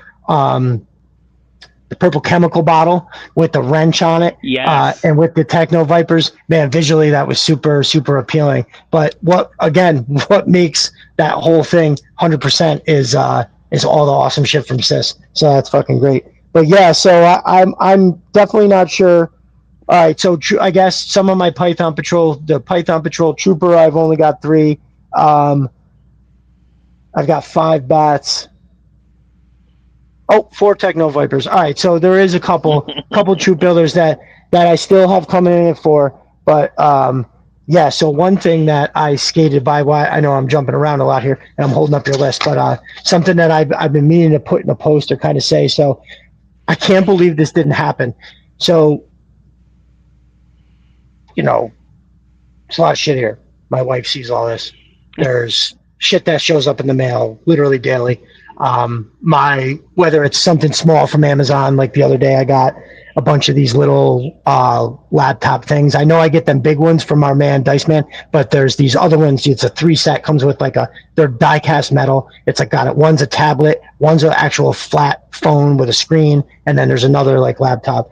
But yeah, my kids actually said to my mother, their grandmother, they're like, yeah, Daddy gets stuff every day. So my mom was like, are you saving for your retirement? Oh man. It's like your kids say you get stuff every day. She wasn't giving me shit. My mother is an amazing woman, but she definitely was inquiring about what I've been doing. So, right. But anyway, so the story is, famously, I got the Knife Force Beachhead and Quick Kick, which I loved. I had gone in and out of my Walmart a fuck ton of times, hoping that I just one time went in and saw it. And then, of course, the day that I do see it is the day that I've just brought my kids to get new bikes and helmets. So at the drop of a hat, we were up to 400. And then here's a whole display of G.I. Joes. And I was like, okay, fine. No, my kids literally had to drag because I walked in. I didn't think we were going to see it. As we were walking up, boom, here was the aisle for the bikes. But then right here was the G.I. Joes. And I was like, oh, my God. And once all 3 of them realized, because, twin daughters and the wife, once they realized that it was the G.I. Joes, they were like, no, you have to come do the bikes first. And I was like, yeah, but look at the display. Anyways, I've come around and decided I'm going to get Law and Order, but I just saw that they're already going on clearance at these Walmarts. So I'm going to kind of stop back by over the course of the next couple of days, and hopefully I can score them for 20. I saw it. They literally, the sticker, they're going for $20. So that's where it's at for me. But anyways, point of that story still, I was standing there looking when I finally went, and the kids got the bikes they wanted, and they were looking for helmets. We found the helmets, and then I was like, all right, I've got to go over here. I immediately picked up the Beachhead quick kick, and I was like, all right, well, I'm definitely getting this. And I was trying to decide if I want to get anything else. I think the only other stuff there was the firefighters. I think I want to buy some of those. If I look at some of the figures I bought recently over that, I'm a little surprised. Like just a couple like crazy troop builders that I already have a bunch of and are maybe not even as cool as that. So anyways, standing there, and in this moment, I realized that for the first time that she's looking at the prices of what they cost. And so I could kind of hear the gears turning in her head, like, he's got 200 something of these things. This is $25 a piece. It sounds like, and then he's got all that other shit. And I quickly was kind of just like, all right, I don't think this is all for today. We can just, and yeah. So she never said anything, but I had a moment where I thought for sure there was going to be an inquiry. Now it's not like it's my money. It's not like I'm taking from some shared account like that, she puts into. It's mine. It's a lot in a very short amount of, or short little bit of time. And so I skated free on that. I thought for sure that I was going to have to be like, it's cheaper on eBay, which is true. Ish, but yeah, I got by on that. That was good. Sorry to derail the list. That popped into my head, and I was like, I have to get that out. Nice. And so yeah, back to Airtight. So yeah, you're right. It is amazing that we haven't gotten them yet. But then I go, oh yeah, right. We're also just getting Lifeline, Hit and Run, and Night Vipers. So I think that's like compared to other hobbies, I'm still good. Like golf. Yes, golf is very expensive. My same cousin who I was talking about earlier, Matt, he likes golf, and he spends a lot of money on those clubs. But he had a driver made for him, and it was very expensive. So yeah, man, if you got a nice bag, full of them clubs, but you're getting quality shit, right? So I have played with him before, and I have swung some of his stuff, and I'm not that good. I can go out on a course and not embarrass myself, right? So yeah, I've gone with him. That is a very expensive hobby. You're absolutely right. Drugs are very expensive. If anybody has a nice drugs as a hobby, that shit can get real costly real quick. Off the top of my head, I'm trying to think. I know, I knew a dude that used to have a basement full of model trains, and somewhere along the way, like literally his whole basement, it was one huge thing. The train would go all the way to fuck around. Coolest shit you ever seen. But somewhere along the way, I remember he started getting into something for those trains that was really like I don't know if they were like, gold plated fucking carts or whatever was going on. But I remember it became an issue, and his wife was like, "That's it. Like that's it. You can't that foreclosure on the house. It's happening. Like you're not gonna have a place to put this shit. What the fuck? What are you doing?" Yeah, because once it gets to that point, you are a drug addict. That's what a drug addict does. Makes bad decisions. I mean, hey, that gentleman that I got all those great deals from, I not only was happy to get the great deals, but I was also very happy to have, like just one of those things where he's, homeboy was like, I didn't realize what I had going on.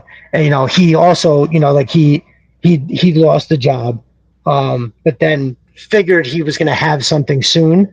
So he just kept spending and then he didn't get anything. And then he started to realize that he wasn't going to get anything like he had. He was some kind of food service manager for a very prominent hotel up here, like a famous hotel. And anyways, the financial responsibility aspect of it is a thing. And I do always encourage everybody to collect responsibly, without a doubt. But yes, so man, I am derailing everything tonight. So we're just getting Hit and Run, which is one of my all-time favorites. That is going to be one of the 3 3/4 figures that I'll be getting soon. So we're just getting him. And so maybe it's not so crazy that we're just getting airtight. But yeah, we are just getting. I'm sorry, they haven't even announced it. That They we're haven't not. announced. Yeah. They haven't even announced it about getting airtight. So yeah.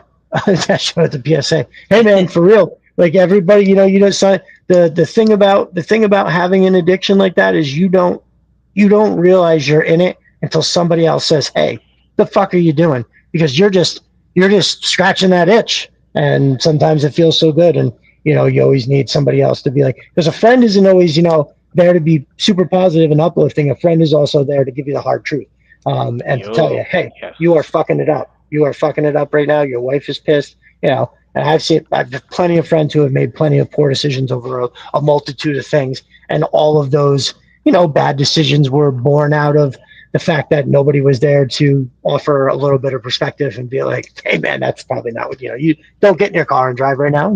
That's pretty stupid to do." And that, as well as running up 10 grand on credit cards because you think you're about to get a job in the next week or so, is also a very poor choice. So sometimes you just need a friend to kind of let you know that you might be fucking that up. But so I mean, airtight, awesome fucking suit. Like everything about him was so awesome that we basically overlooked the fact that he had some kind of a heavy gun that had a vacuum end on it. Yeah, I'm looking at the card art right now, and I realized that it was like a yeah, it looked like an old like German World War II machine gun with you're right, a vacuum attachment on the front. Right. And it's almost like if you look at the end, it's almost like a modern age blunderbuss. You know what I Yeah. mean? Just like more sleek looking, less bell ended and more sleek looking. But no, I fucking loved Airtight. That was one of those figures that had, you know, the kind of like a different color, like a non-traditional army color, right? Like where it's not that's not camouflage, that's not nothing else. That's the old, please don't shoot me. I'm just here to vacuum up this shit on the ground. Like stop, don't fucking. But he was awesome. He was Yeah. he was fucking cool as shit. Was he in the Sumbo cartoon? Yeah, he they introduced him Right? in the Pyramid of Darkness uh Oh, miniseries. yes. Yes. Nice. Good shout. That's quite encyclopedic yourself there. Yeah, absolutely. Okay. For some reason I couldn't remember. I was like, I know he was definitely in the comics, I think, but I couldn't remember if he was actually if he was in the Sunball. All right, good. So he definitely got some time there. What anything particular about Airtight other than the fact he was just like a staple of what, like you said, like that time frame, he was one of those figures that kind of stood out. Yeah, he's part of the 85. I think 85 had some of the best figures of the entire series. Um, so I'm honestly surprised they didn't announce him a lot sooner. For sure. Um, a standout figure from the Nexus point. I mean, I think if I had the list in front of me, yeah, 85, 86 Yep. was where we got like everything for the most Yeah. part.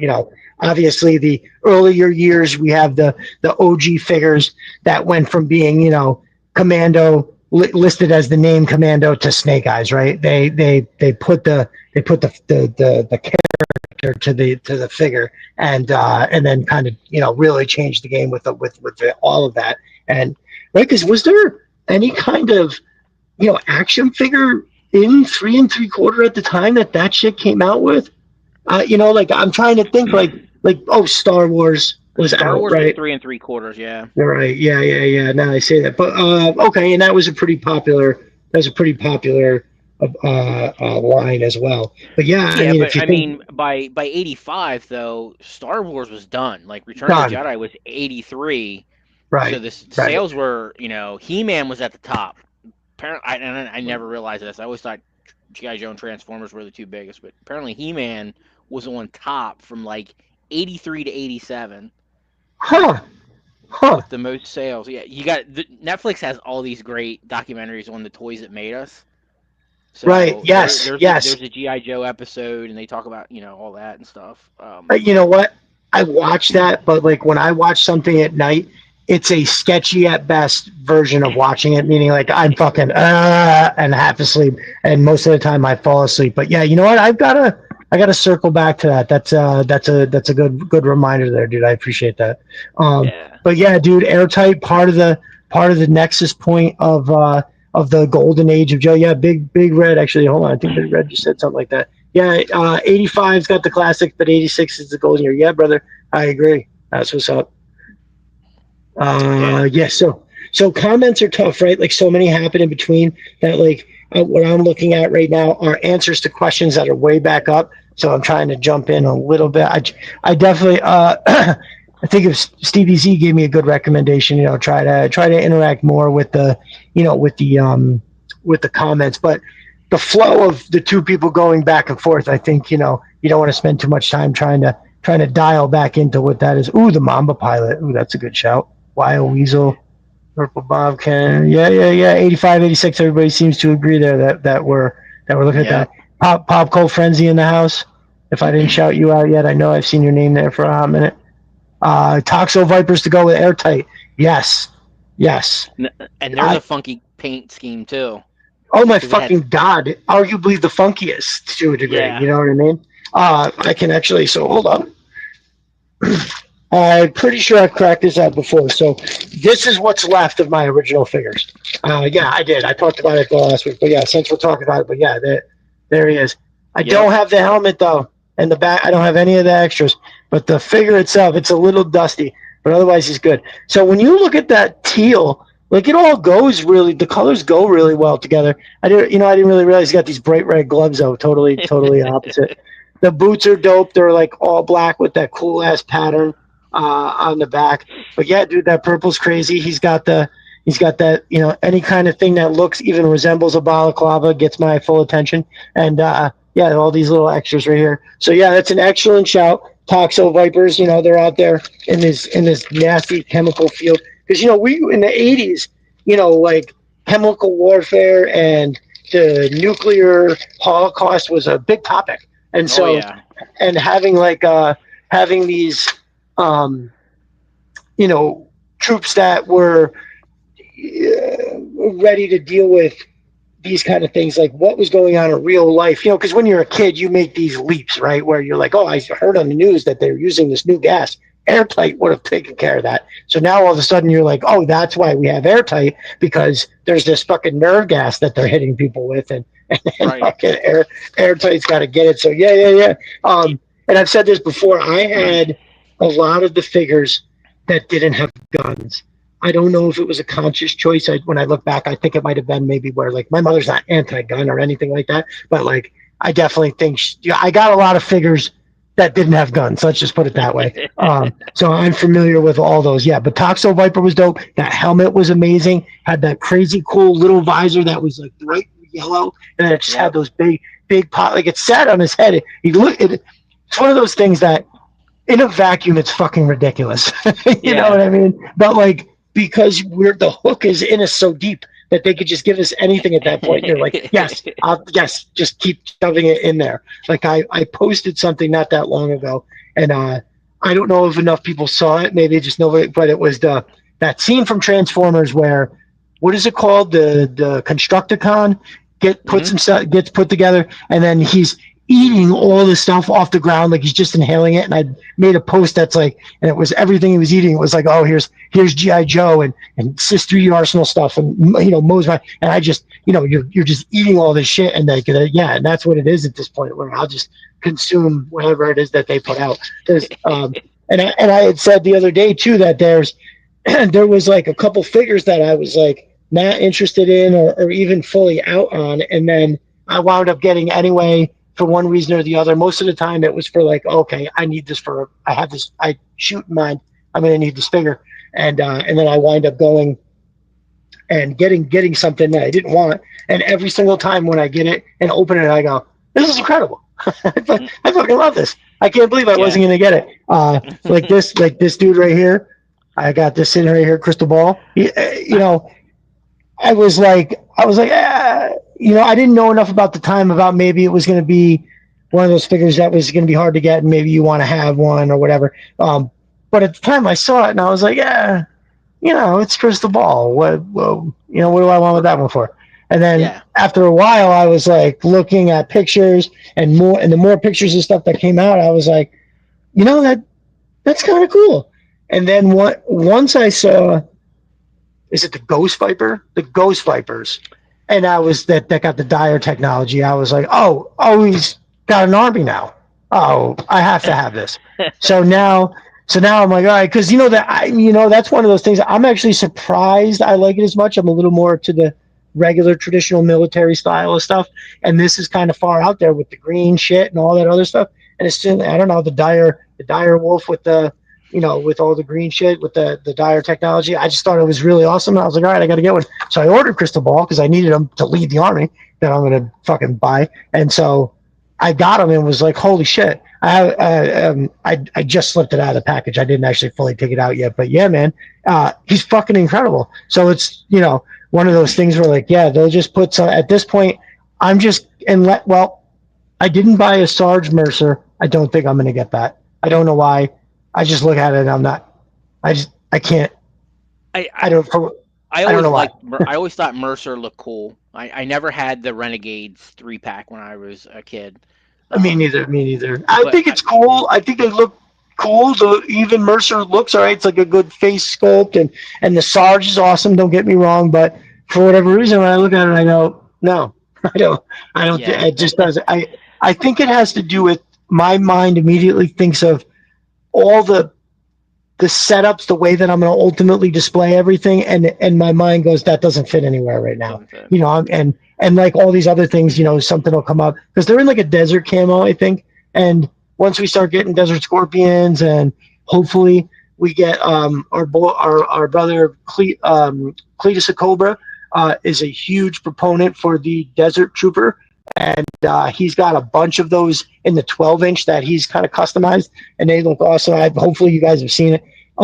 I've been privy to see what that man has in his house, and let me tell you something.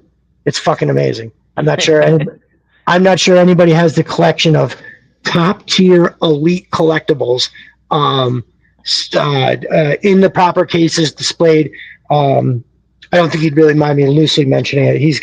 He has this. I'm sure he'd be happy to tell you where he got it from. I don't remember, but he has this Snake Eyes statue that I don't want to big fish it, but it's fucking like this big. It's not 12 inches tall. It's like 2 feet tall. It's enormous. And it's Snake Eyes with timber. They're on like a rock. And I think he's got like the Uzi and he's reaching for his sword. I think that's the pose. Bro, it's fucking amazing. It could only be better if he was the Alpha Commando. But I have to say, the pose, the way that it goes, the visor is where it's at for that particular shot, even though I am more Alpha Commando. I have to say that I think that particular, hopefully he shows that to everybody one day. And hopefully he's not mad that I mentioned that. But it is one of the coolest things, if not the coolest thing I've ever seen in my life. So it's one of those things like to me that Snake Eyes figure is like the Atlas in the way that it's not just over the top big for the sake of being over the top big. It's actually totally well thought out and highly detailed. And you know how the bigger something gets, the harder it is to make it detailed. And so when I think of that Snake Eyes, figure, I think of the Atlas in a way that how perfectly well designed it is. And yeah, hopefully everybody gets to see that one day because it is super cool. Yeah, he was very nice. I had asked a few questions about some stuff. He was very nice to give me some information. He, I think it started out with storage. He offered a solution. He gets these particular cases from Michael's, the hobby place, and I think they were like roughly this big with 6 or 7 drawers in each or something like that. But the drawers were like the perfect thickness where you could lay a figure and his shit in there and have it in a nice. It was very, very nice. Now I have, if anybody has seen any of the shit from my shop, I have pack outs out the Milwaukee brand pack outs out the wazoo. I even have a bunch that are empty. And I started to look at some of it, and I'm like, no, I would need drawers. I can't be opening these fucking things. You know what I mean? And what am I doing? I'm never taking them anywhere. So cooler heads prevailed on that one. But yeah, all right. So Airtight coming in at one of the 10, circling back once again. If you got anything else on him, please, I'll do my best to shut up for a minute. No, I'm good. Nice, nice. All right, so moving on. What else you got, brother? All right, this one is strictly for me. I'm a Lady J Okay, fan. I love okay. Lady J. The cartoon version, comic book version. Um, and it kind of clicked earlier this week because I've been thinking about this list this week, and it was like Lady J's in the army, intelligence. Uh, Right, right. my She's a covert. She's counterintelligence. Yeah, well, I just realized my sister-in-law was army intelligence and looks the spitting image of Lady J, the short hair, No short, shit. yeah, and I can't believe it like occurred to me because I haven't seen her in years. Um, Nice. Okay. but yeah, it just kind of occurred to me. So I want a cartoon accurate Lady J. Okay. I don't know Fuck why yeah. they keep doing the baseball hat and the bright green from like the original figure. Okay. But we need a cartoon version of her. Nice. Hell yeah. Hell yeah. I love it. I love it. So, where do you think that would be better? Do you think is that a better mainline release, or do you think? Because did we have a retro of Lady J? We didn't get a Yeah, retro. we We do, did. but it's not cartoon accurate. No, no, and Okay. I Okay. took that one because she was a peg warmer. All versions of her were she was a peg warmer. Okay. So Yep. she Yep. dropped Yep. in price really quick. So I bought I think a second retro and I painted her pants, her boots, and her gloves to make her Oh, look exactly like nice. the cartoon. So I'll have to Okay. I'll have to upload a picture to X then of Yeah. her Yeah. Yeah. that I Okay. did. I mean, it was a real Nice. quick Did I paint see job, that? so. Did I see I that? Oh man, my mind is so I shot. don't think I ever posted it on X.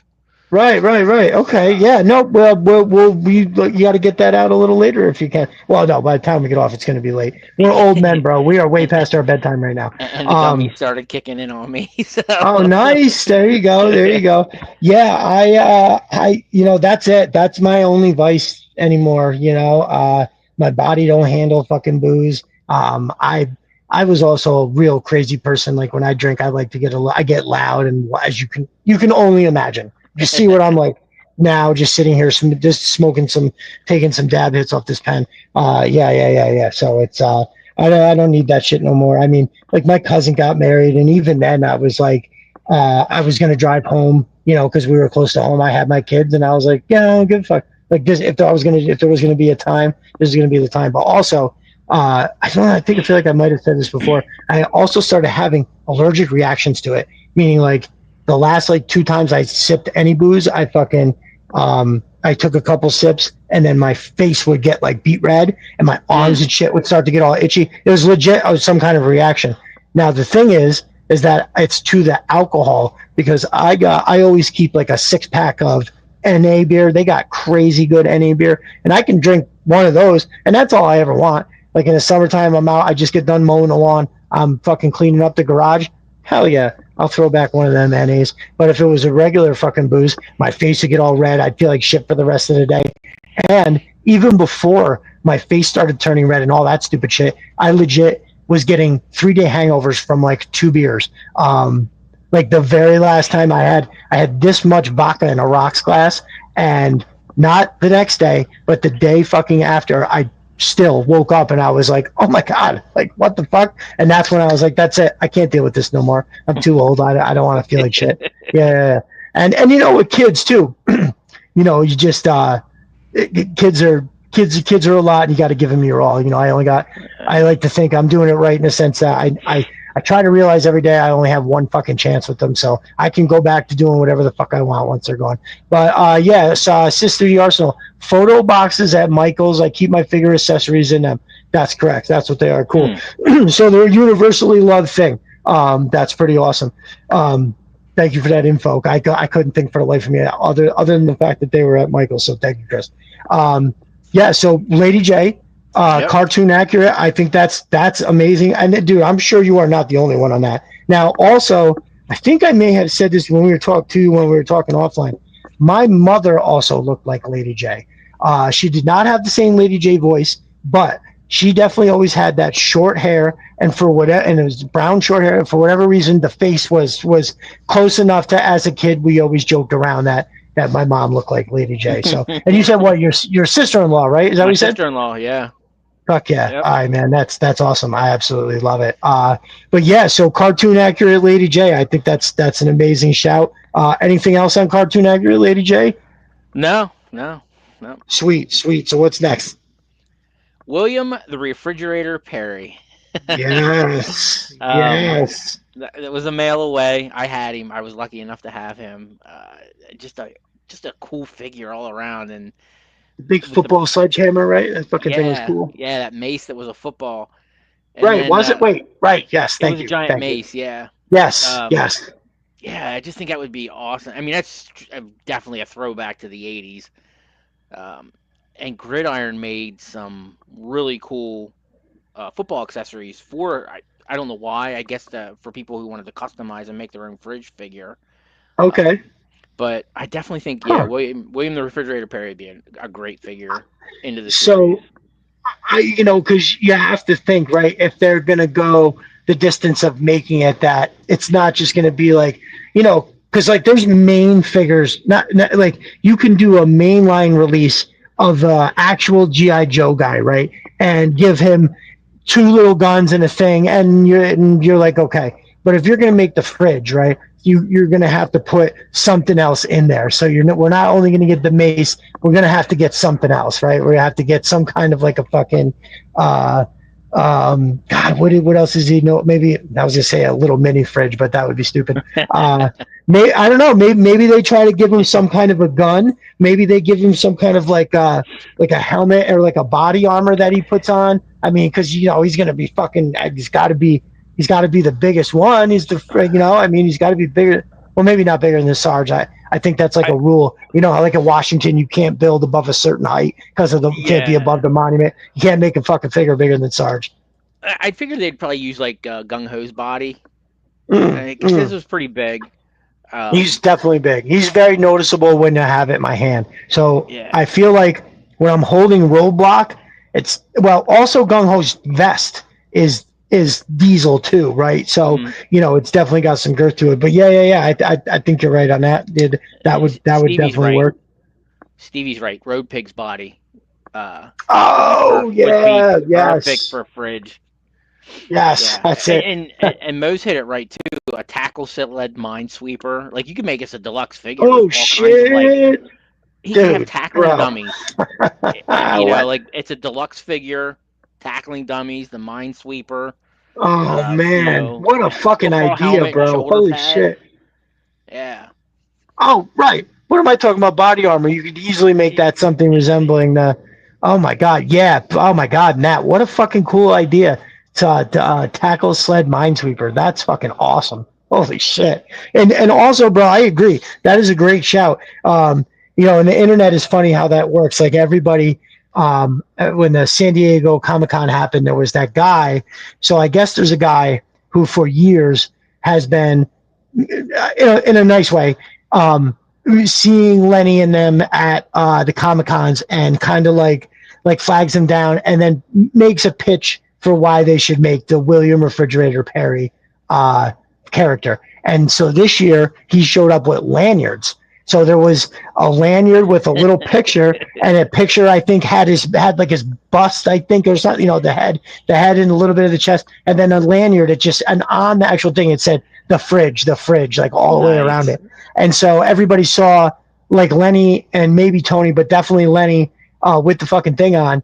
And everybody was like, "Oh, the fridge is here! They're gonna announce it." This is and so and then all it takes is one person to say that, and a million idiots to repeat it. But that's that I thought that was pretty. I thought that was pretty cool. Awesome. So the fridge Perry with a fucking tackle sled minesweeper. Holy shit! That's awesome. Get on that, Mose. We need that. Oh my god, minigun with listen, this is another good one. Minigun with the Gatorade ammo box. Oh my fucking god.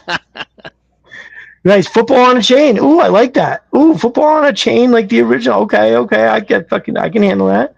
I remember the fridge was at a mall signing autographs at the time. I lived that was at Valparaiso, Indiana, which was 30 minutes from my mall. My cousin went up there to get his autograph. That's awesome, Big Red. Cool. That's one of those things. That's a great memory. Good shout. Awesome. Spikes on the shoulder pads like the Road Warriors. Yeah, man, I can handle all that. Awesome and big. Yeah, but dude, minigun with the Gatorade ammo box and the fucking tackle sled minesweeper. That's sold. Thank you. Take my money. I can't get it out fast enough. Fucking A. All right, brother. We'll move it on to the next one on the list. Yeah. So the Iron Grenadiers, Roddy Ooh, Piper. Do you remember that? For the yes. 25th anniversary, he was the Grenadier trainer. So I always remembered that there was a Rowdy Piper figure. Like throughout the years, it was something that I would always kind of reference. If like wrestling came up, and I'd be like, "Oh, they made a G.I. Joe," but I forgot that he was the Iron Grenadiers guy. I don't remember. I thought he just was. It was one of the. He was just a Cobra guy. But no, Iron fucking Grenadiers. Yes, I love it. That's one of those things too, where they gussy that thing up. You know what I mean? What did he come with? What did he come with in the original? So the picture I got here, really nothing. He had Nothing. soft goods, Yeah, so he had a leather jacket and a kilt. Yep. Yes. But okay. other than that, it looks. He had a punching bag, a standing punching bag. It looks like, which was probably Big Do's. Okay. Right. Way to reuse that. That's a leather jacket and a kilt. Yeah. Fucking, the GI Joe is off its rocker. I mean, I feel like what would it like, how do people who are G.I. Joe fans view some of these things when they look at it? Like what is that? Fucking dude, he's on drugs. He's in a fucking kilt and a leather jacket, and he's training everybody. They're like, listen, you don't know who that Hot Rod was a legit fighter. Like, he would talk about his street fighting more than his wrestling career sometimes. So, yep. I think he was one of those legit tough men in wrestling. Yes. Him, the Iron Sheik. Sheik was the Shah of Iran's bodyguard for years, and he can do that thing that sees real strength.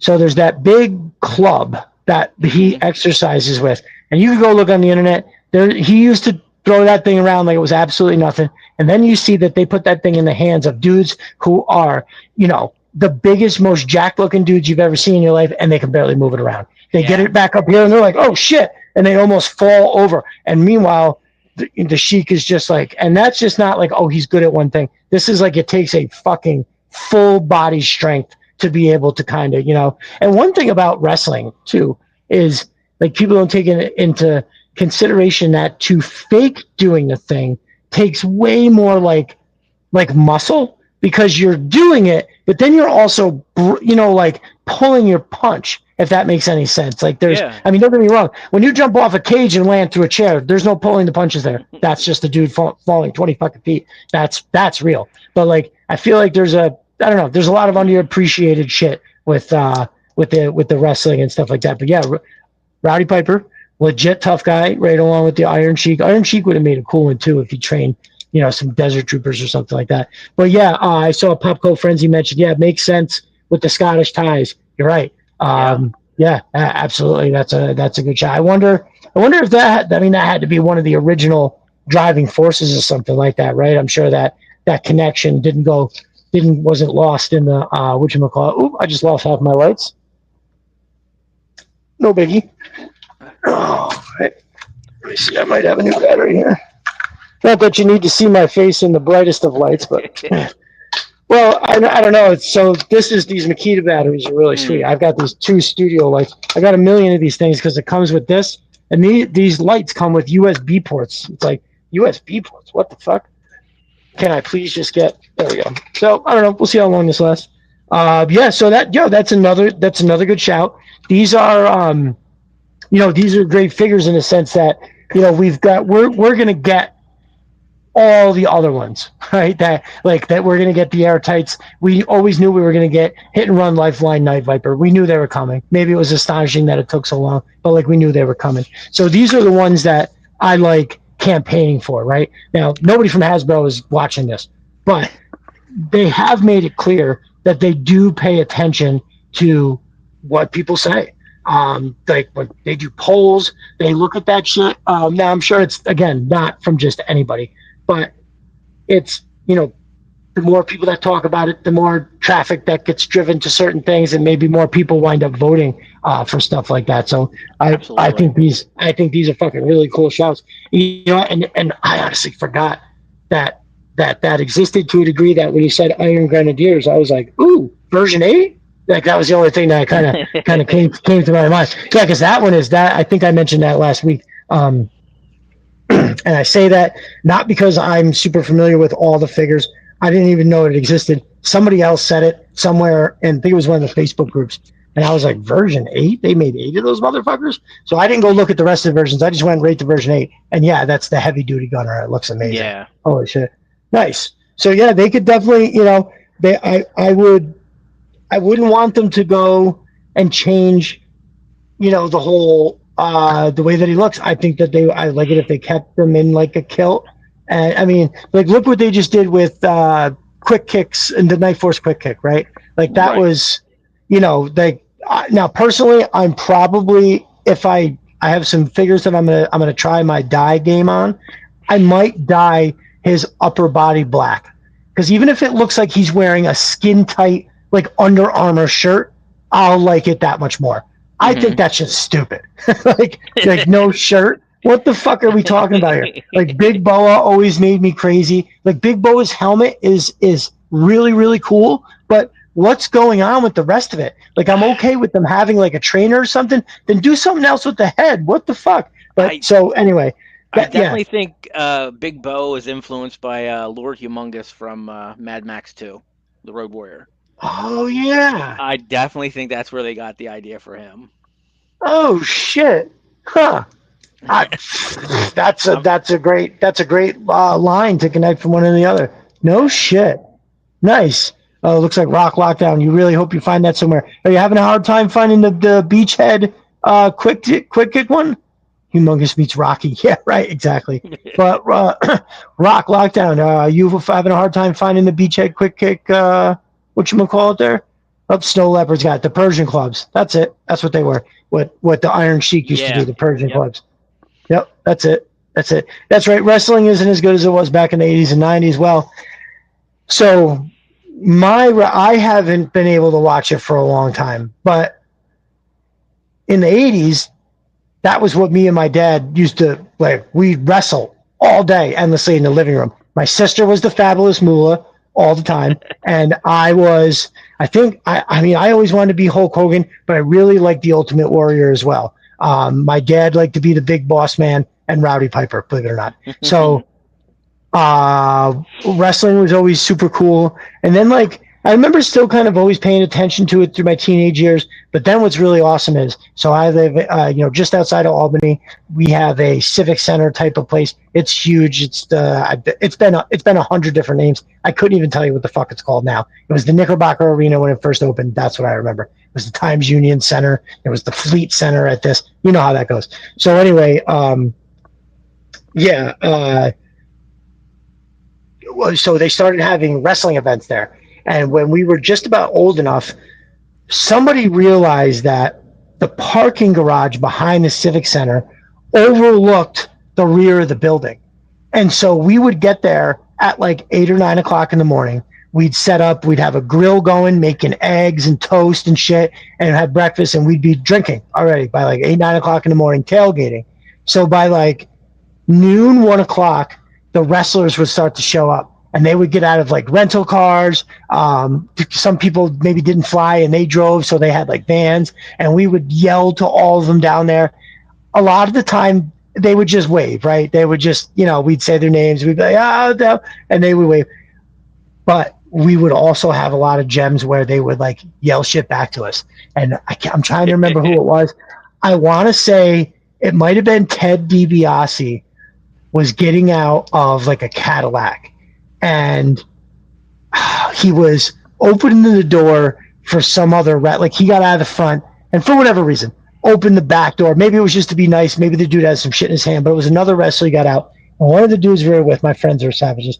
They're like, "Yeah, you opened that door for him, you bitch!"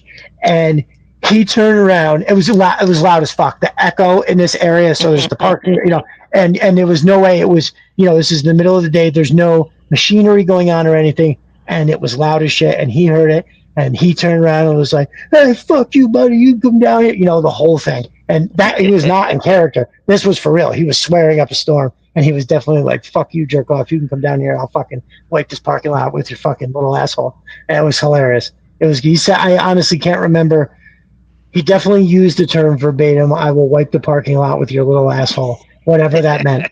But we said that was so that particular group of friends, man. We said that, it would be like, yeah, do that again, and I'll fucking wipe the whole goddamn parking lot with your little asshole. It's very funny. So, anyways, that's one of the more memorable ones. But we would get all these reactions, so we would kind of hang out, drink, and then by the time we got into the wrestling event, I remember none of them. So, you're out there at 8, 9 o'clock in the morning, and you start throwing them back. By the time you go in at 8, 9 o'clock at night, it doesn't matter if you had 3 meals or not.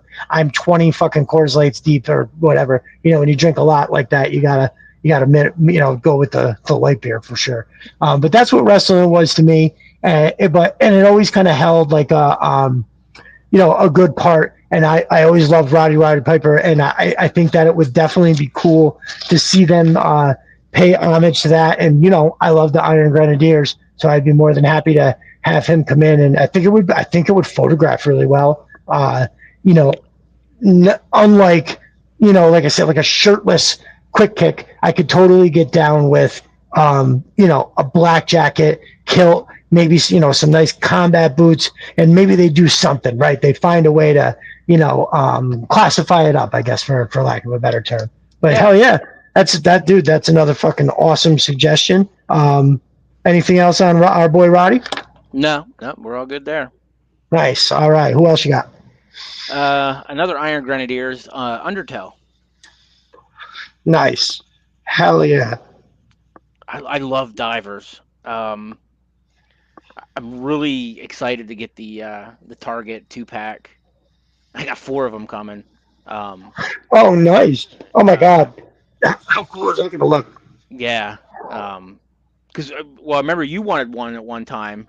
You weren't sure if you ordered. I'm like, look, dude, I'll send you one when I get him. Yes, I do remember that. That was very nice. That was relieving in that moment. I remember, and then I found it. Right, whatever I did, it was. I think it's on Pulse, right? Yeah, because in that order, I've gotten the Dark Lawn, the Blowtorch, and then the Frag Vipers we already got, and then out of that same wave, we're waiting on the Snake Armor and the 2-pack. So yeah. No, I did find it eventually. That was, yes, I remember that was at a time where I had like over the course of 2 weeks ordered so much shit I had no idea what the fuck was going on. Is that diver pack ever getting released? I just want the element. Don't care about the divers. Dude, listen, Chris, I totally agree. I do want that third element. Like, I'm sure it sounds like it's bothering you in the same way it's bothering me. I want to put that third element in the case that you have. I need it for this. I desperately need it for this. I know that's what you're probably talking about, but yes, we need that third element. Just give it to us already, for crying out loud. Holy shit. Yeah, but Undertow was awesome. He's the one that had the Target was the one that had the thing on the back. Undertow had the thing he held onto, right? Yeah, he had a little. I guess it'd be like a little, like a kind of like what the Navy SEALs use. Yeah. Well, he had a fish. He had a fish, and then he had like a little thing that he could hang on that would, pull him along. It would pull him, right. Oh, nice. Okay, I can see I remember he had a super cool face mask and was definitely. That's one of the things too. I'm kind of surprised that we didn't wind up getting that. It's one of the ones that when you look at it, you go, oh yeah, that's going to be amazing. Like it's a home run as soon as you look at it. So have to admit, I'm a little surprised that we haven't had that yet. And it fits. Well, I mean, we've got Torpedo, Eels, and now the 2-pack, and then they announced Wetsuit. So, I'm sure they'll do Undertow, but that's a lot of divers. Wetsuit looks. I can't wait to amazing. Yeah. He looks so cool. I almost want to ignore that he's a single character and buy a bunch of them. Right? If you could somehow get a shot. So yeah, when you're talking about having all those divers, dude, I wish there was a way that we could somehow set them up and have it look better. You know what I mean? Like you can do something where they're standing there, but it just doesn't look right. Matt from Shooting the Galaxy had talked about that there was a guy Regrettably, I cannot remember his name. That used to work at Hasbro. I think the dude's name may have been Corey something, but I guess he was a fucking wizard, and he had this crazy technique of putting Saran wrap over the lens of the camera, and it somehow gave the water effect, right? Like it just which if you think about it, if you're looking at something that's in water, you're gonna have it. Well, you know what I mean? It's just gonna. So you're just taking that encasement sort of deal and putting it Yeah. the other way around the thing. So I'm still doing all my camera shots with the phone. So I mean, I don't know. We'll see. I've had inquired. My cousin actually is trying to get rid of one of her. She's a professional photographer. Does it as a very successful business. So I think if I remember correctly, the last time we talked, I was like, "Oh, what are you getting rid of it for?" And she gave me what was a fair price for that camera. That just was like she might have paid $2,000 for it off the rip. So I'm not. I can't. That's not.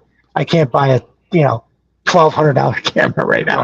Right. When I looked it up on eBay, she did actually give me a deal. The cheapest I saw it on eBay, and then I tried to find it in other places. The cheapest I saw it was 1,500. And she was like, I can give it to you for 12. And I was just like, yeah, I don't think I would know what to do with it. It'd be one of those things that would be like, putting me in a fighter jet. I don't know what to fucking do with this thing.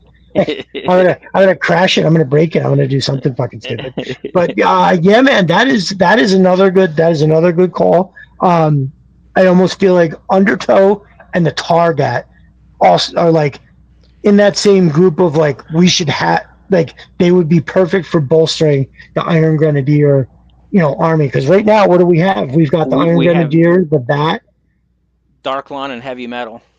Darkline, and Heavy Metal. Okay, all right, so it's not nothing. It's not too bad, but they need to add more. Like I want to, Destro needs to be built up. Right. For it, what would seeing as how now that you're saying this, I'm thinking about this. The basis of the Iron Grenadiers was Destro being like, "Oh, I already have all the shit.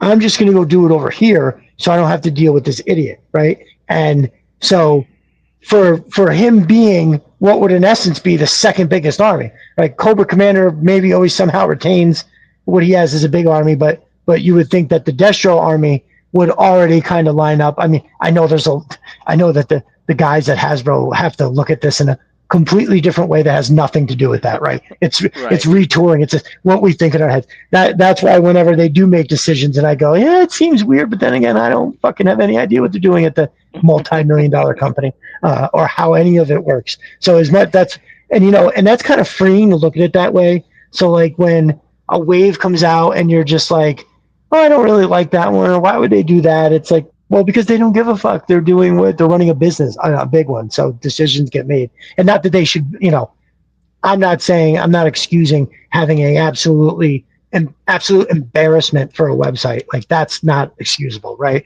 You fired all those people. So now your website doesn't work. And you're just like, well, right. Whatever. Like there's if you ever want to I don't know, you don't collect Action Force from Valaverse or anything like that? No, but I almost bought some the other day. There was some cheap ones, but when I circled back to actually try to buy them, they were already gone. But they're dope. You turned me on to them a while back. They're dope. Yeah, I've bought a few of his stuff. But Bobby Vala, he has a YouTube channel and he talks about the design phase of like how he comes up with a figure and designing it and getting molds made and how they pins. Well, he's very anti-pin when it comes to. I don't know if you ever noticed like characters have pins in their knees and their elbow joints and to help them bend. Some of them. I have seen it. Yeah, I do know what you're talking about. I just was like, man, I don't know how much I've seen pins in the classified, but there is. Like I think the newer ones are pinless for sure, right? Yes, I think that's what a lot of it is. Ones, like I know Gung Ho is really big with the pins. So it would have been a lot of their bigger figures at the beginning of the run. But he talks about the whole process. I mean, even getting it made. Like he visits China to learn it, and he'll video it and show it on his YouTube channel, and then he'll explain how the stuff comes here and everything like that. So, good information. He's a little hard on us GI Joe fans. He calls us Joe Right. Bros at time, and how we'll just eat anything Hasbro gives us, and we never flash back at them. But like we have, like a lot of people were upset with the Snowcat, and Yeah, right. Right. some of the That was decisions that they've made, people clap back at them. right. I think. I think too. Maybe a lot of the not, you know, giving them shit is, we're all in our 50s. Who's got the energy to be wilding out online and arguing with people all the time about shit, right? Like, it's at least for me. You know, I sometimes, and I want to try to find a way to rephrase that. You don't want to just get walked all over, right? Like you want to demand quality from your product. I mean, I did tool review like before this. Like I haven't done it for like maybe a year and a half or so, but part of that was, ripping into the big companies that are like, hey, you could have added an extra handle over here on this drill for like $5 more, even charges for it, and it would have been the right thing to do. But instead, what you're doing is you have it on your website only. You can't even get it on Amazon. It's like 25 fucking dollars. You know what I mean? It's just shit like that. You don't want to just you don't want to eat all the shit, right? But I mean, do we really get that much shit? You know what I mean? Like, is it sure? There's repaints, but well, it was always repaints. Does Well, you know what I yeah, mean? Like, uh, um, I'm cool with repaints, using retooling figures.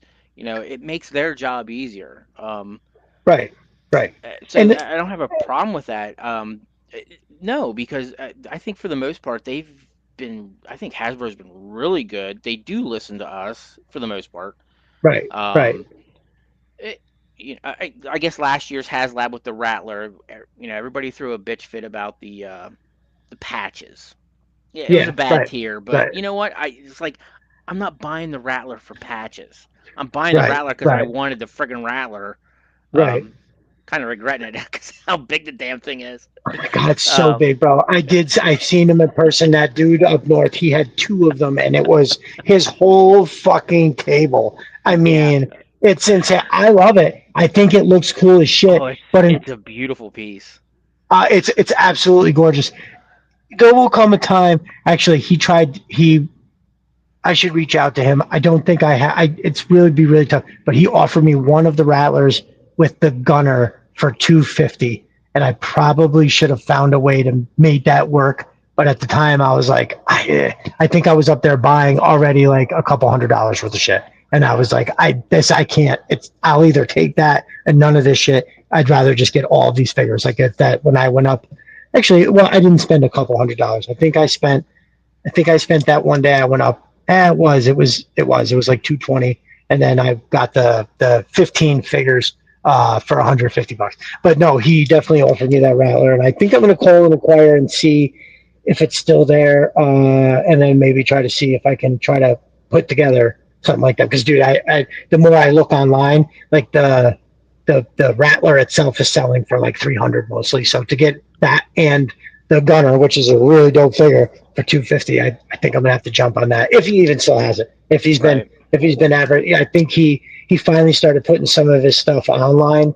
And I even said to him, I was like, "Do you want me to like put a post out there?" And I was like, "I know a lot of reliable people that I'm pretty sure I'd be like, hey, I'm going to go pick up this stuff. Send me the money, and I'll go get it for you and mail it." But he kind of hemmed and hawed. I just think he didn't want to like put in the effort to do it, which I don't know. I don't know. He's like, I don't really take the pictures and shit because he didn't take pictures or anything. He just would buy the shit, put it in the room, and done. Which is fine. It's going to be great when I finally do build all the shelves and I can just kind of look at it. So, all right, I'm really holding this up here. We are over the 2 hour mark. I'm Um, having a good time. no, me too. I haven't really looked up all that often, and honestly, I'm surprised that much time is going by because it is great. So Undertow is a good shout. Now I did see. I think it was Rock Lockdown had said you're forgetting about the Trident, and yes, wait, he's saying forgot about somebody else said it. Damn. Trade he does, yeah, he does have a Trident. I'm looking at. I have a real small card art, and yeah, I could. in the art he has the trident, but I can't really see it in the packaging. Oh, nice. Okay. Well, some of that shit where it's like tucked in the side or like over on the back, it's like instead of it being flat so you can see it, it's turned sideways like this, so it's paper. It's paper thin. Yeah, I just found No it. doubt. The actual art was actually covering some of it. Oh, nice. Oh, okay. Uh, yeah, he's awesome. I think that would definitely be great because then you could kind of like you got some real diversity in the divers area there, right? So if we've got for a cobra anyway, so if we've got eels, undertow, and then didn't we mention is there another cobra diver? No, it's only the eels, right? So eels Oh and well, they do have the Hydro Viper is a diver. That's oh, the one that that's right. has like Okay. that sea monster type mask. Yes, that's right. Okay, so we need that then. We definitely need that too. Holy shit, I forgot about that. That's a good one. But no, undertow. That hydro viper is definitely on the end of the scale. That's getting closer to like holy shit, what the fuck? Because it definitely looks like some kind of the card art for the hydro viper. That's one of the card arts where it's like it stops you in your tracks and you're just staring at it. You're like, what the fuck is this? Holy fucking shit. Yeah. So yeah, awesome. So that would definitely make for another good diver. Definitely help bolster out the Iron Grenadiers. So yeah, man, that's another good shout. What else you got, brother? Uh, Iceberg. Mm, nice. Did they announce Iceberg? Or no? They sort of announced Iceberg, right? Didn't they? I would assume he's going to come out because of no. Well, Frostbite's the Snowcat driver. I don't Right. think he did mention Okay. Iceberg. Nice. I don't know why I'm thinking in my head or they it was alluded to and something. Oh, Stevie's out of here. Stevie, thanks, brother. I Like appreciate it. Stevie. I'll talk to you later, my dude. Oh, Conrad just said he's been announced Yeah, at SDCC. All right. nice. There it is. That's what I thought. Awesome. Conrad, what's up, brother? Good to see you. Yeah, Iceberg. He's a great shout. I mean, we're gonna need these guys, right? Yeah. If dude, I've been trying to find the price of a snow job. It only can. I saw one sold for like $130. Dude, the Facebook group was like I spent $130, which I think if you looked a little harder, you wouldn't be able to find one for 100. But obviously, homeboy had a trusted seller or something. He just wanted to seal the deal. So I mean, I'm actually going to look to take my Cobra Commander, my HasLab Cobra Commander, and then try to use that to trade. Obviously, I'll have to pay. I don't think anybody wants. I kind of briefly looked, and it looked like you could get the HasLab Cobra Commander for like $50. So if I was like, here's 50, and the HasLab Cobra Commander, maybe I'll get somebody that wants to give it up. But I feel like at this point, it's going to be tough. So yeah, we need more, and I think Iceberg is now. He was in the cartoon, right? Yes. Okay, yeah, I can remember. I can picture him in a cartoon. How dope! Arise Serpentor Arise is his when he showed up. Oh, nice. When they go, whose tomb was it that was in the was it Sun Genghis Khan? They were in Russia because October Guard was there with them. That's right. Okay, so yes, they were Rasputin's DNA. Holy shit! So I want to reference something else too, since we're talking about Rise of Pentor. Rise the again, that podcast Destro is my spirit animal. He's got one. The whole episode is based on. I think the episode is called "Serpentor would have been a really sick fuck," and he literally goes through every bit of DNA and he breaks down how horrible these people were in real life. And it's like he would have been the most prolific rapist of all time because he talks about how Genghis Khan would conquer, and he wanted like isn't it true that like he wanted kids. He wanted all this land, and yeah, I think it's something like 15. I'm not going to throw that number out there because I don't know if it's true or not. I think we all probably have a little Genghis Khan in us somewhere. Yeah, right. That was the number. It was some crazy number of people that live in that part of the world. Some crazy number have that same marker that it's like, oh yeah, no, he did it to your grandma too, or whatever, or triple great grandma. But But all right, so yeah, he shows up in a Rise, Serpentor Rise, and yeah, I can remember that. And he's got like a lot. There's a couple of those guys, right? That kind of all look like they could be in a 3-pack now. Like Snowjob and Blizzard have that white, black, and tan gear, right? And then it's like Iceberg, Snowjob, and somebody else have that like white with that lighter colored, not teal. I'm going off memory here, and like the pouches and stuff are like a little bit different, so they almost look like they're slightly different team from the rest of the guys. So yeah. So Iceberg he's white outfit, and then it's like a light blue, like The light jacket. blue, right, Yeah, right, right. and then he has And some black and green in it. But he oh, also, Sub-Zero, yeah, that's it. I'm looking at Iceberg's card art right now, and on his shoulder he has Lifeline's medical symbol. So he was a medic too. Okay, now that you say that, I feel like I did know that, but I had completely forgotten. No shit. Well, then that's a pretty dope shout. Something that that's pretty interesting. So I actually just got, where is it? Somewhere in here, I think. It's all the way down at the bottom of the stack. But I actually I put out a whole bunch of shit that I've recently gotten. If we needed to, I could revert to it. But I got. I don't want to knock these all over. But I just bought my second dock. I want to do, because we need more medics, right? Doc comes with a stretcher. Well, who the fuck is carrying the other end of the stretcher? So I bought a second dock, and I think what I want to do is you take all the accessories off. I dye the uniform black, right? You put the brown accessories back on. He just looks different than the regular doc. I don't know. That works for me, because spoiler alert, in the back of the Atlas is like the coolest thing I've ever seen. And I have this idea of, two medics carrying the stretcher up into the back of the Atlas. And so I was like, all right, well, I need a second dock. Now all I got to do is all this talk about dying stuff. I actually got to start fucking dying it. You know what I mean?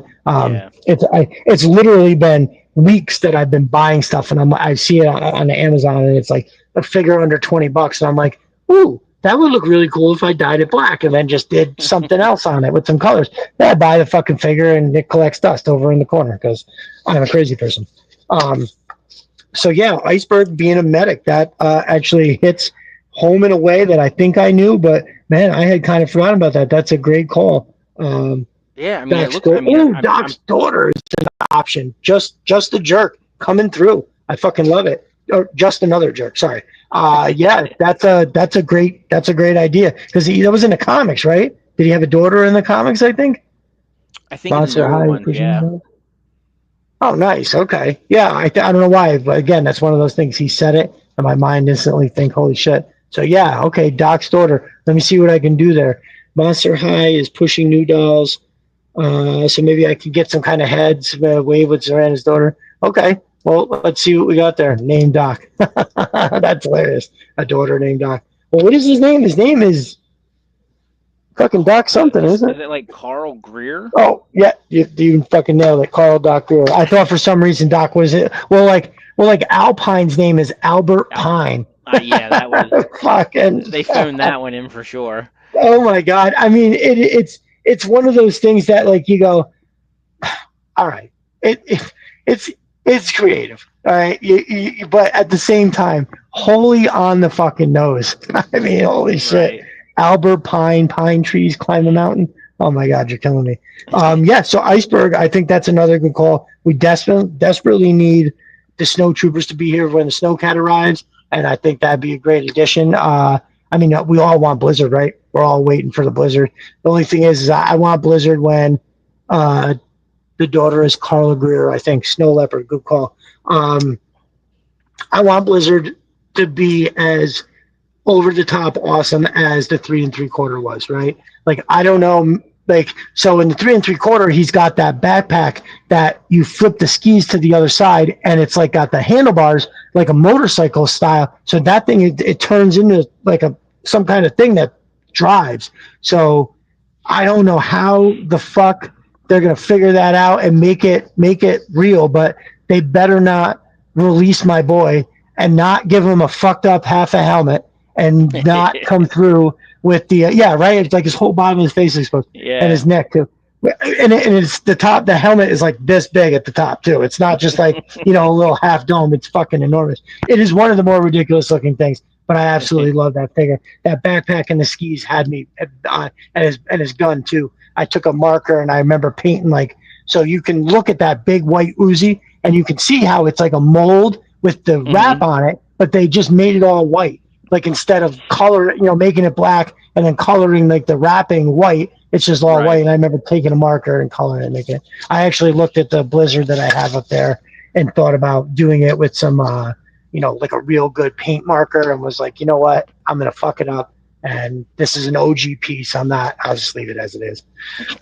All right. So, dude, I love it. Iceberg. This is a killer list. And we are getting down there. All right. Let's do it. Gung Ho and his Marine Dress Blues. Ooh, damn. Dude, this is a killer list of off the beaten path figures. Like, it's super awesome. So, Gung Ho and the Dress Blues. Now, I think I remember hearing something that the reason that we didn't actually get it was because the Navy is like, no. Something about that, like I think there was a period of time where they had said yes, and then it's the same reason why the Marine symbol wasn't on the classified Gung Ho's chest, right? The 07 Gung Ho, he doesn't have the real tattoo because they were like, no, we don't want that. We don't want this happening. I was looking up on that a couple months back, and I guess because I was like, well, did they trademark it since the 80s? Because in the 80s, did Hasbro not care in the 80s and just use the Marine Corps logo? Because it's on Mainframe's helmet too. That's right. Well, I forgot he was a fucking Marine. Yeah, Mainframe, Leatherneck. Leatherneck, that was the other one. Sergeant Slaughter and Gung Ho are, I think, the main ones that we know of Marines.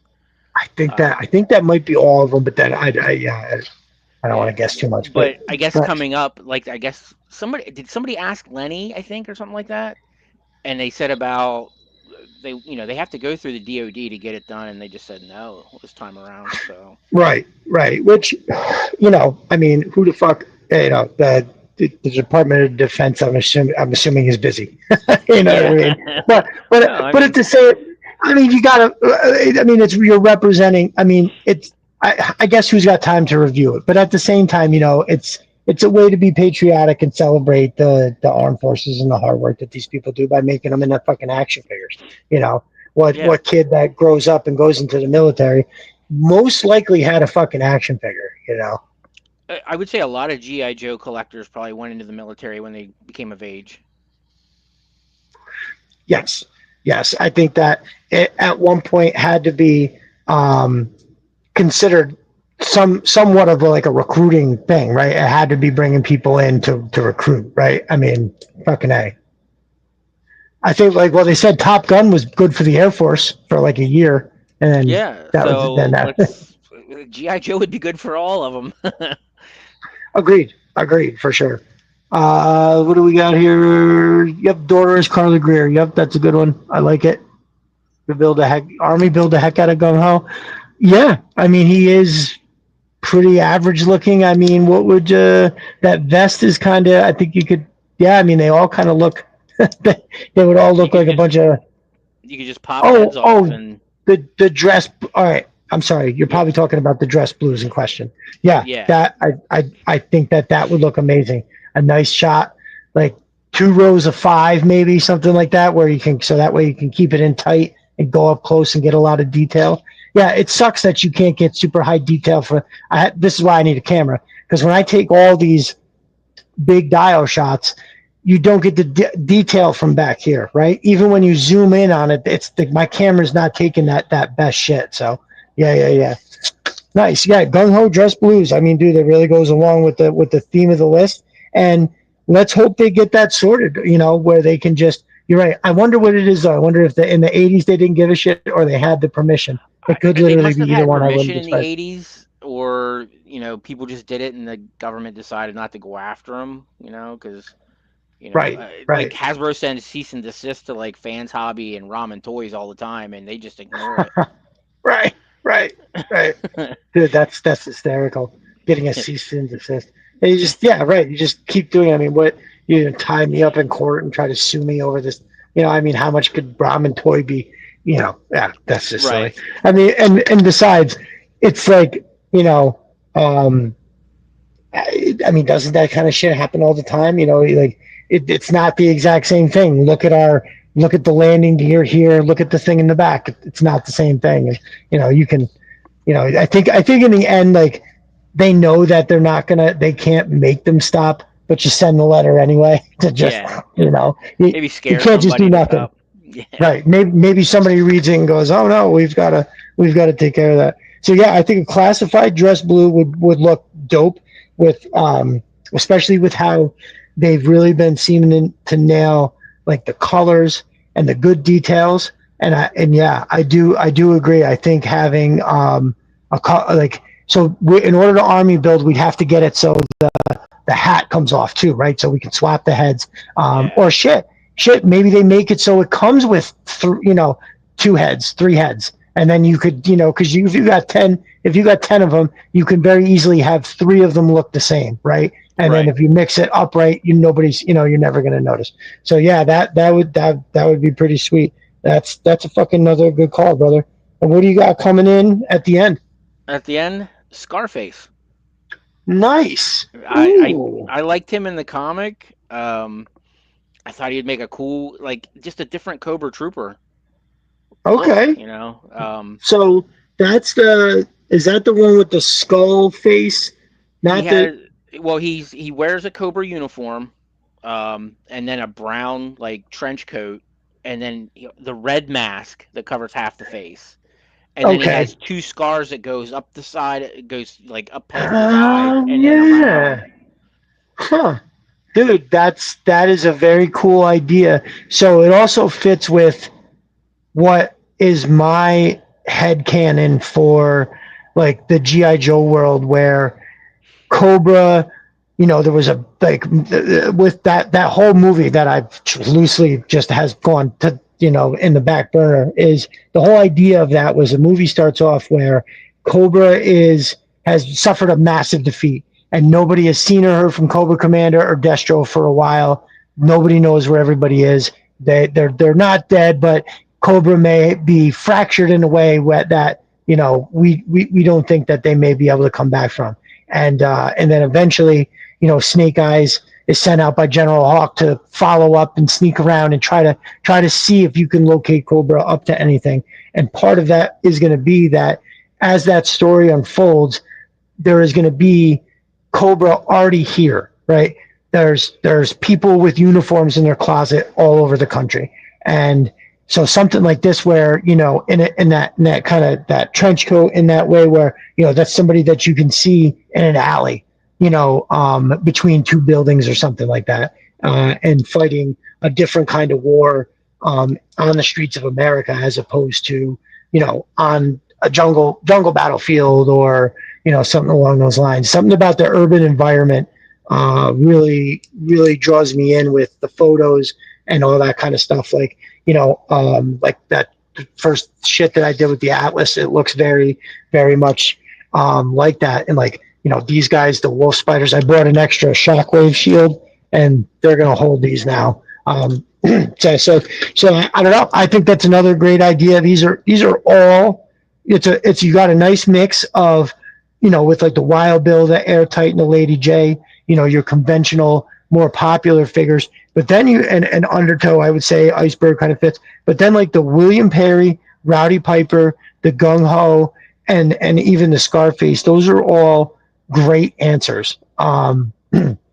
Anybody can come on and just look at here, give me the Rock Viper and this, all these ones that you can look at and be like, oh, that's so obviously cool. You know what I mean? I think that these are all these, and these are the kind of figures that make the line what it is, right? Where you've got, you're always going to have, it's how GI Joe continued to branch out and make things different enough. Like I feel like they continued to make really cool shit. Like Shockwave was a later figure, and in the same year they did Alley Viper. So you have Shockwave, which is, I mean, obviously there's not a real SWAT guy that looks like that, but he looks way more like a conventional anything, you know what I mean, than the Alley Viper does. The Alley Right. Viper looks insane. But at the same time, it's also, you know, again, that's the magic of Hasbro. It's the craziest looking thing they got, but it's like my favorite damn fucking figure. It's amazing. So yeah, for sure. But and then you have somebody like Beachhead, you know, that is so rooted in, you know, more of a reality thing. You know, so speaking of Shockwave and something else, this guy here, oh, looks like I left that gun sitting on its side a little bit, and it's a little crooked now. But so I almost refuse to open this. This is the Knife Force Shockwave. And now that I have it out of the package, I actually love it. I am going to be alternating in my photos in a sense that I feel like the original Shockwave is so important to the way I see him and like is that look. But this is a really dope figure. This shot right now where the you can't really tell, but like the camo is amazing. Do you have this fucker? I have two of them. Oh, of course, yeah, dude. They're you know, and the night, the cycle, dude, Yeah. the colors on that thing, the wrap tailpipe with that brown tape and shit, really, really awesome. But there's something about this that you know, I didn't want it to exist because I just wanted to be able to use the other one all the time. Hmm. But it was, you know, like so that first shot of Fang Busters that I did, it had the regular Shockwave and the regular Beachhead, and then I kind of was thankful that I was able to get the Night Force Beachhead. That way, I could open this and then debut the two of them together with that first shot of the Atlas that week. So I'm happy that that turned out to be that way. But yeah, so anyways, these are the not off the beaten path figures. And what makes her less awesome is that you've got a really great mixture of all of those. So dude, I really appreciate you taking the time to make up that list. That is fucking super sweet. Um, Something else that we talking about was GI Joe movies, and having a live action movie that um, you know that everybody can like. So I don't think anybody totally shits on Rise of Cobra or Retaliation. There's obviously parts, as we talked about earlier, the Cobra Commander mask, that fucking weird ass thing he puts on at the end of the movie. It's just sacrilegious. It's Yeah. awful. Nobody wants to see that. It's crazy. But they did come back in Retaliation and kind of make it. Now, personally, I can put on either one of those movies and just fall asleep and be like, okay, you know, you're like, this is what we got. So I'm just going to accept it for now. Like, this is what we have. And, but you got some ideas on what you think would make a good GI Joe movie. I'd like to hear what you got going on with that. I do. I will agree with Conrad that I think a TV series would be better, That's right. That's especially if right. you could get a good 12 to 15 episode season. It could focus on a lot of people. Yes. It would have to Yes. be on for me. It would have to be like on HBO Max, so it's a little more adult. Um, You gotta have it geared slightly more to adults, right? yeah, You have to. We're because the ones that are watching it. we would be the ones who would watching it. The ones who grew up with GI Joe would be Mhm. watching it. But my idea was, I'm pretty sure I posted this on X a few times throughout the years, is set it in the 80s.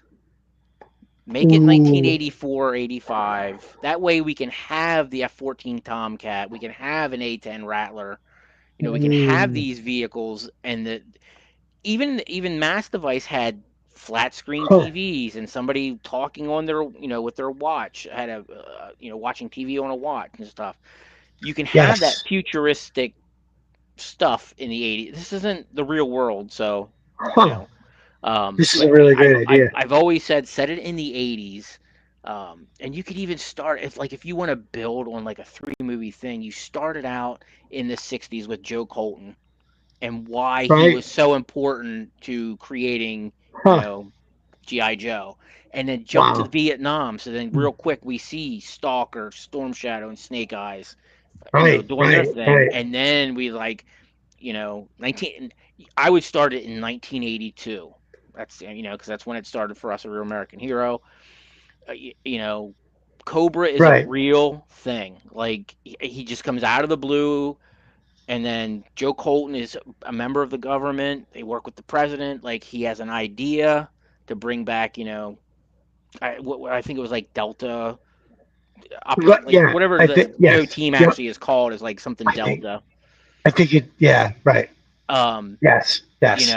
code name GI Joe, and then he starts going through and recruiting, Colonel Hawk. Let's get the originals. Stalker. I'd bring Stalker in. Stalker is one of the originals. Yeah. Yeah. Scarlet, Yeah. Snake Eyes. Bring them in, and then maybe at the end, like that's when you recruit the next set, Duke, Roadblock, things like that. I would keep it um, grounded in reality with the military. You know, I know a lot of people don't like Michael Bay, but Michael Bay is very respectful to the military. Like when Listen, those Michael Bay Transformer movies are fucking great. I, I think they're killer. I think he did a good job with those. but he's always like, the military is willing to work with him because he is so respectful to them. And you can watch. I think one of the greatest scenes in the first Transformers movies was when they called in the A-10s, and then they called Oh in yeah, yeah, the yeah. C-130 Hercules, and just laying down all kinds of fire. And I'm like, the way he handles that, I was like, he would be perfect for GI Joe. Right, Um, right. Yes. Okay. because I'm listen. he I'm with it. brings I'm with it. he brings that. I mean, 13 soldiers or 13 hours secret soldiers of Benghazi was his, and it is an amazing movie. So he Oh can yeah. be I haven't really, seen that in a long time. oh yeah, it's so good.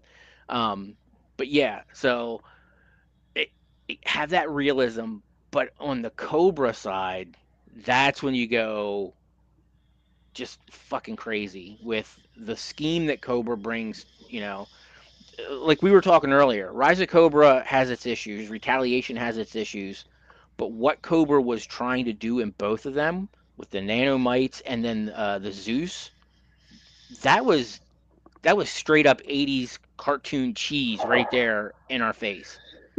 And done so well for a modern day live action. That's a very good point. I think that's fucking that you nailed that. Yeah, I think that would be a nice mix. 3 movies. I think it could work. I But agree. I you agree. know, I even think that your ideas fully play into a television show, right? Like and yeah, I feel like the diehards, there's a group of us that will watch no matter what. right. But if you did something exactly like you were talking about, where the first season is going to be revolve a lot around why Joe Colton was important, why what's leading to getting him in this direction. But what you can do in those seasons is show fast forward, right? Yep. Like you can show a clip of something happening in the 80s while the main part of the season is about the 60s. I think that is super cool, and I think you kind of said this too when you said set in the 80s. The first thing that came to my mind was you could make it easily exactly what the cartoons were, right? Like you were saying about the technology, where you're like, oh, what they will be using is futuristic for the time that it's set in, but there's something about how it makes it so real in the medium, but also like it makes it real in the sense that like this is what we saw as kids, right? Right. This like a live action version of the fucking 80s cartoon, basically. You know what I Mm-hmm. mean? Like the basic symbolism of the way the houses looked, and the way that the regular people were dressed, like civilians were dressed and shit like that. Like the government has always been old stodgy people in suits, but like the way that they portrayed government people in like the Sunbow cartoon, I always thought that was crazy cool too. So yeah, man, there is something very, very cool about the way I just got shit all over the place. There's just something very, very cool about the way I feel like that they would be able to make a lot of it look, in terms of like, so Retaliation, Rise of Cobra, they were shackled in a sense that they couldn't, like, how, so you got people maybe who weren't even that connected to the actual product, but at the same time are trying to take something and adapt it to look new when they don't really understand how it was supposed to look in the first place, right? Right. And so that's how you wind up with that. And now you're free of those shackles, and you can take these Hollywood types, as we were saying, and here, just do this. For, here's the 80s, here's the time, here's the thing, make this. Right. And these people are our age now. Like, so they grew up with this stuff, so they should know. I mean, it's GI Joe. Come on, it's not rocket science. It's you know what I mean? It was Right. 30-minute commercials for the toys. Yes. Just Yes. give it, entertain us. Like, it doesn't have to have Just this big statement. Just give us what we want. yeah. Okay, let's do it. We want those things that help us remember our childhood. It's it's where it hits. Yeah, It's where it hits. GI Joe was a big part of my youth. Me too. And I got picked on for it a lot because how comes they don't kill anybody and there's no blood? And I'm like, I'm in 8th grade. I'm like, it's a fucking cartoon. Right. Well, like, what? Right. Like, I don't need that. It's fine without it. It's fine without it. Yeah, no, it definitely hits it. There's something about what I don't know what. There's nothing stuck. I mean, I always played sports, but before I even played sports, like, I was obsessed with GI Joe. Like, I thought He-Man was okay. I never really cared much for Transformers. I actually liked Voltron a lot. I thought that was awesome. I always thought Mask was super cool. Yeah,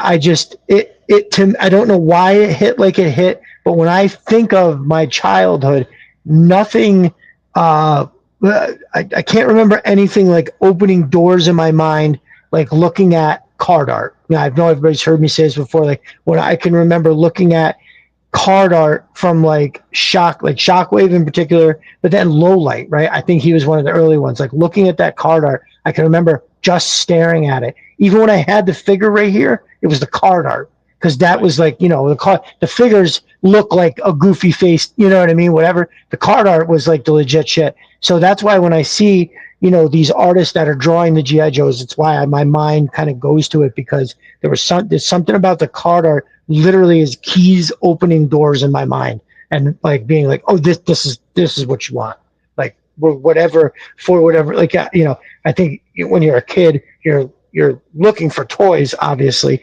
and this is what you have, but like none of those other toys even remotely hit that way. Like when you're looking at the television show, and when you were looking at the figures in your hand, there was nothing that hit like that. It was just insane. Yeah, just a jerk. Beachhead Jinx card art was everything. Beachhead was my now.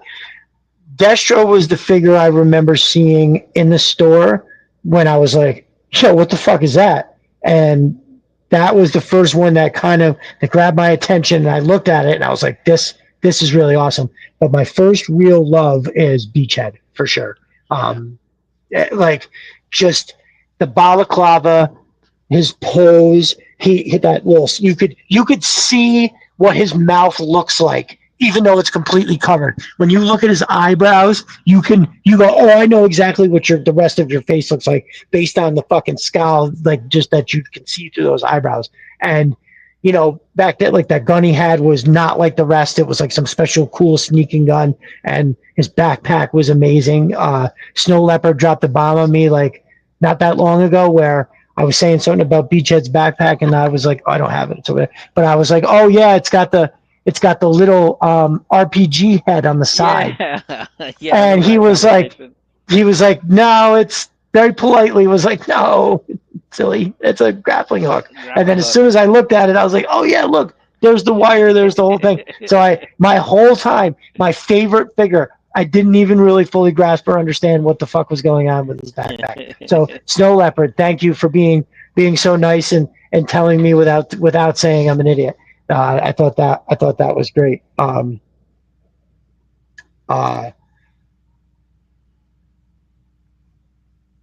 let's see, I thought I had something else over here. I was going to show you real quick. All right, yeah, terribly unprepared for the show tonight.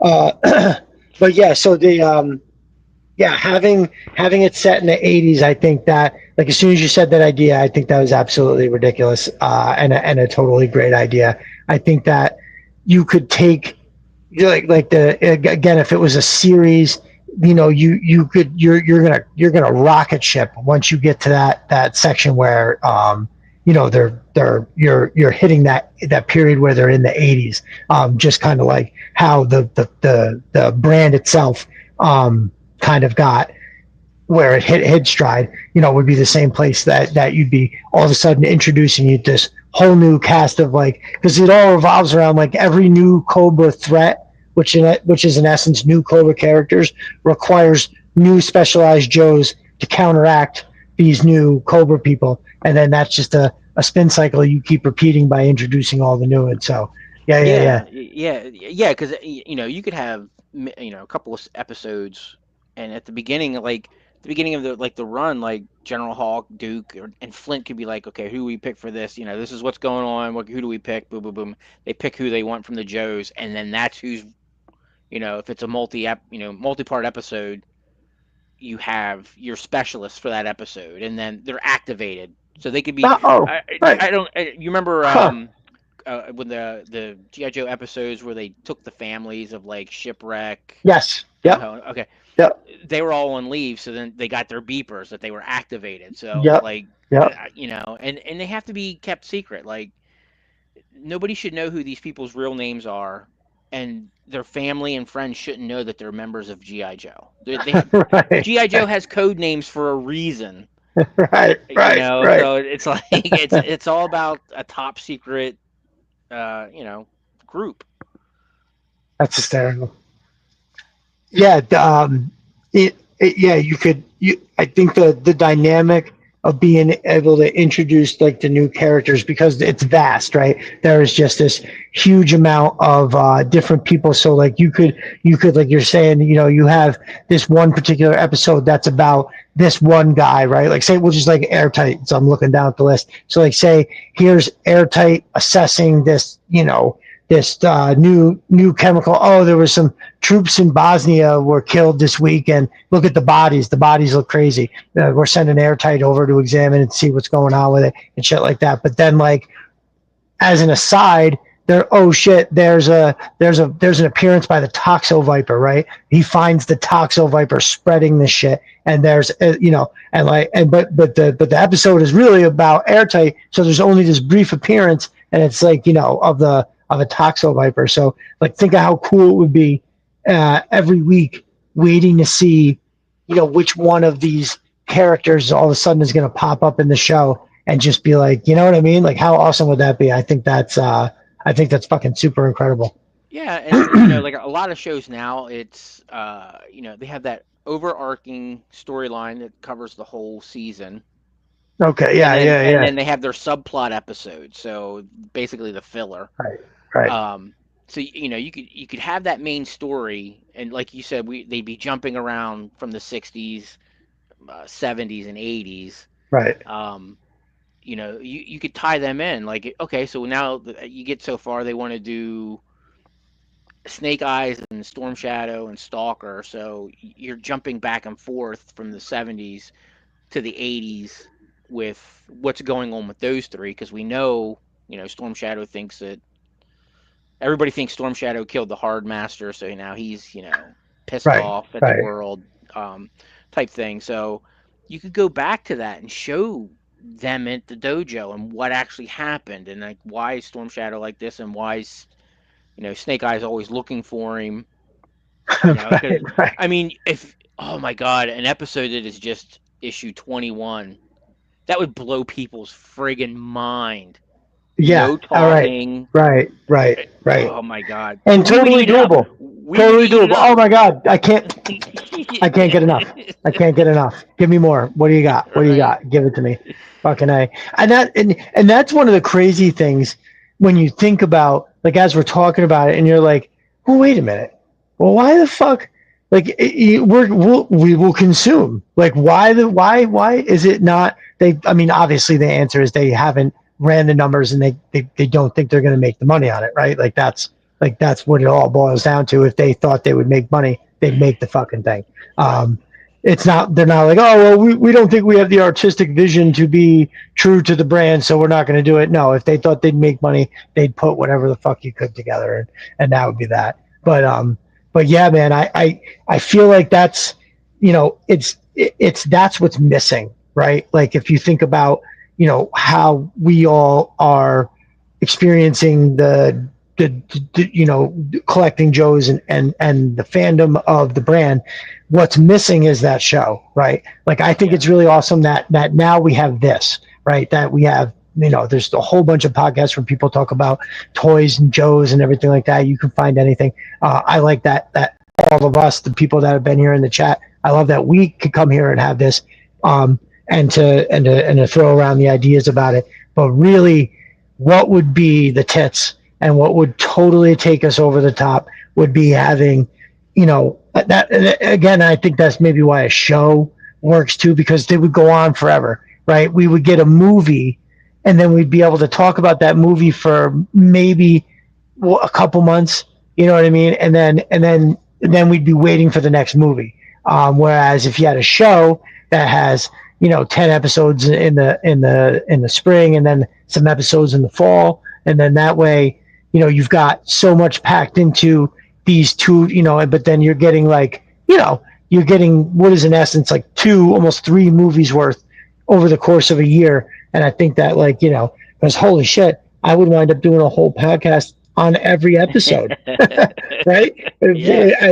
I think they already. I'm positive that they already do that for shows. Like immediately afterwards, just be like, "All right, did you fucking see that?" I mean, and yeah, it'd be hard not to do it, especially if they're doing it right and they're doing it good, it's, but that, I think that is the missing link of the shared experience is some kind of a medium that's like that, where they're introducing live action, real true characters. Like I've got a bunch of figures that are sitting here, and like imagine seeing this fucking dude, you know what I mean, live action that looks as dope like this, or somebody, flying a Cobra Claw like that, or I mean, and again, I got this dude right here. Imagine seeing this come busting through a bunch of doors and shit like that. And then the high drama of it, like it is, it is in its core, it's a drama of good versus evil, and I think that makes for great shit. And as long as they stuck to the brand pretty well, and then stuck to that idea too of how, it's Cobra needing to get some shit so they can blow up a bunch of shit in some kind of a fucking ransom scenario, and then it's G.I. Joe doing whatever they got to do to counteract that, right? It's always G.I. Joe kind of reacting to it. G.I. Joe's never like, yo, we're gonna go take it to these motherfuckers and get them this time. They're always just kind of like chilling, and then something blows up and they're like, oh shit, we got to go do something. But it works, right? It works. Like it was episode after episode as we grew up, and I literally could not get enough. I remember, because we grew up in the days where there wasn't on demand. It was like you got to see that shit when it was on, and that's it. Yeah, if you missed it, you had to wait until they decided to re-air it again, maybe next year. I wonder if that, like, who the fuck knows? But like, do kids not appreciate shit because they have so much like on tap like that? You want to say that can't be a bad thing, right? But remember how awesome shit was when you got to see it like that. But I don't know. I mean, too much of a good thing is never good, right? So who knows? Maybe certain people could burn themselves out when you have like a lot of shit like that at your access, but not me. You know what I mean? Like I have, I can't I can't just necessarily always sit down and watch some Sunbow cartoons. I have, and I do a lot of times if I'm working in the shop, I'll 100% put it on while I'm working, and I do, I'm listening. I can hear it the whole time, but I will stop and I'll just like watch it because that shit is good. But yeah, when I was young, you would never get me the fuck away from the television if that Right. shit. If I could have it just on a one episode after the other, that's fine. I come home from school, my homework's done. Boop, I am seated until you tell me it's bedtime. Yeah, Fucking that was holy me. shit. Yeah, but 100%. Now I mean, my parents they fucking forced me to. I don't want to say forced. I did enjoy it. I didn't want to play any sports at first. Once I started playing, I did like it, and they were pretty adamant about me being out of that house very much all the time. So I wound up once I got to like I was like 12, like 11 or 12. I was playing football, baseball, basketball, and running track for the modified team, and I didn't have time for anything. It was good because a lot of my friends, I grew up not in a rough town, but just all of us were fucking riffraff. Like we were always up to shit. We all got in trouble all the time. Not for doing anything really bad, but just we had parties in the hills, and there'd be fist fights and shit like that, and just I mean, none of us never really like went to jail or anything like that. I mean, well, some of them did. Some of the people I know did, but no. So it's just I can remember that's where my heartbreak from GI Joe came, was somewhere around that time. And then looking back now, I know that it was merciful because the way that the figures went and then the way that the cartoon went. So like after the movie, they did that thing Operation Dragonfire. Now that's Right. a DIC product, but that's good. Like I'd take that. Like it's definitely not what Sumbo was, but that was good. And then I believe literally everything after that is like all that DIC shit is It's suspect. it's I've bad. I've put it on. I put on random shit just to try to find something, and every time I'm just like, it's cool to see. It's cool to see all those figures that like that. Like the Alley Viper was in Operation Dragonfire. I thought that was really cool. So there was a lot of figures that you didn't see otherwise that were on there, but it was like not like this. I can't watch this like this. Yeah. Dudes like Metalhead, who was fine but also very annoying, in the cartoon. You're just like, oh my God, he reminded me of like Bobcat Goldthwait a little bit, just the Oh way yeah, he he was, did. I wonder if you that's who know, they the I, voicing of him. Yeah. I, I can't help but think that, especially at the time, that there was not some influence there. And God Yeah. bless Bobcat Goldthwait, the dude made a fortune doing that. Right. Like whatever the fuck that is, he fucking sold it to people. They loved it. And Police Academy, I'm sure that has to be something that you grew up with for as well. Those movies were Yeah. fucking crazy. I don't. I always I hear. I don't know why or what triggers it, but I always have that memory of the first time I saw the one scene where they take the rookies and they scare the shit out of them by they are supposed to be a middle of the night training exercise. They get them Oh all yeah, out of yeah, bed, and then they put him in the back. They're like, "Oh yeah, no, there was this big.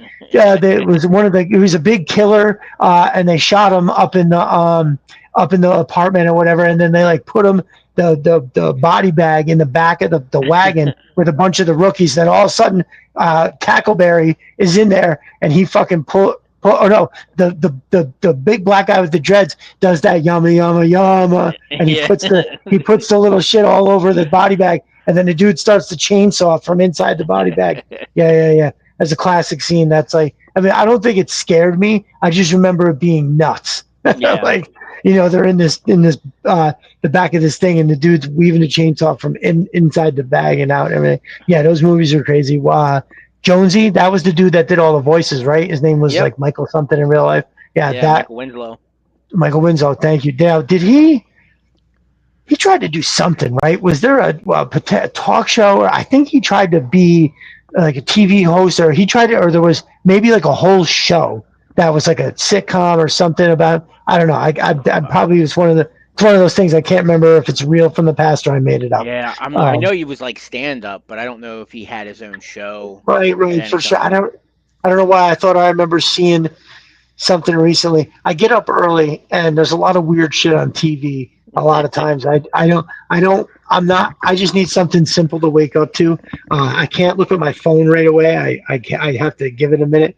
Um, but yeah, so sometimes I see some weird shit on TV and every once in a while it creeps in like, yeah, I think I saw something about, it was like a documentary about him and it was something that there was like a failed TV show or something.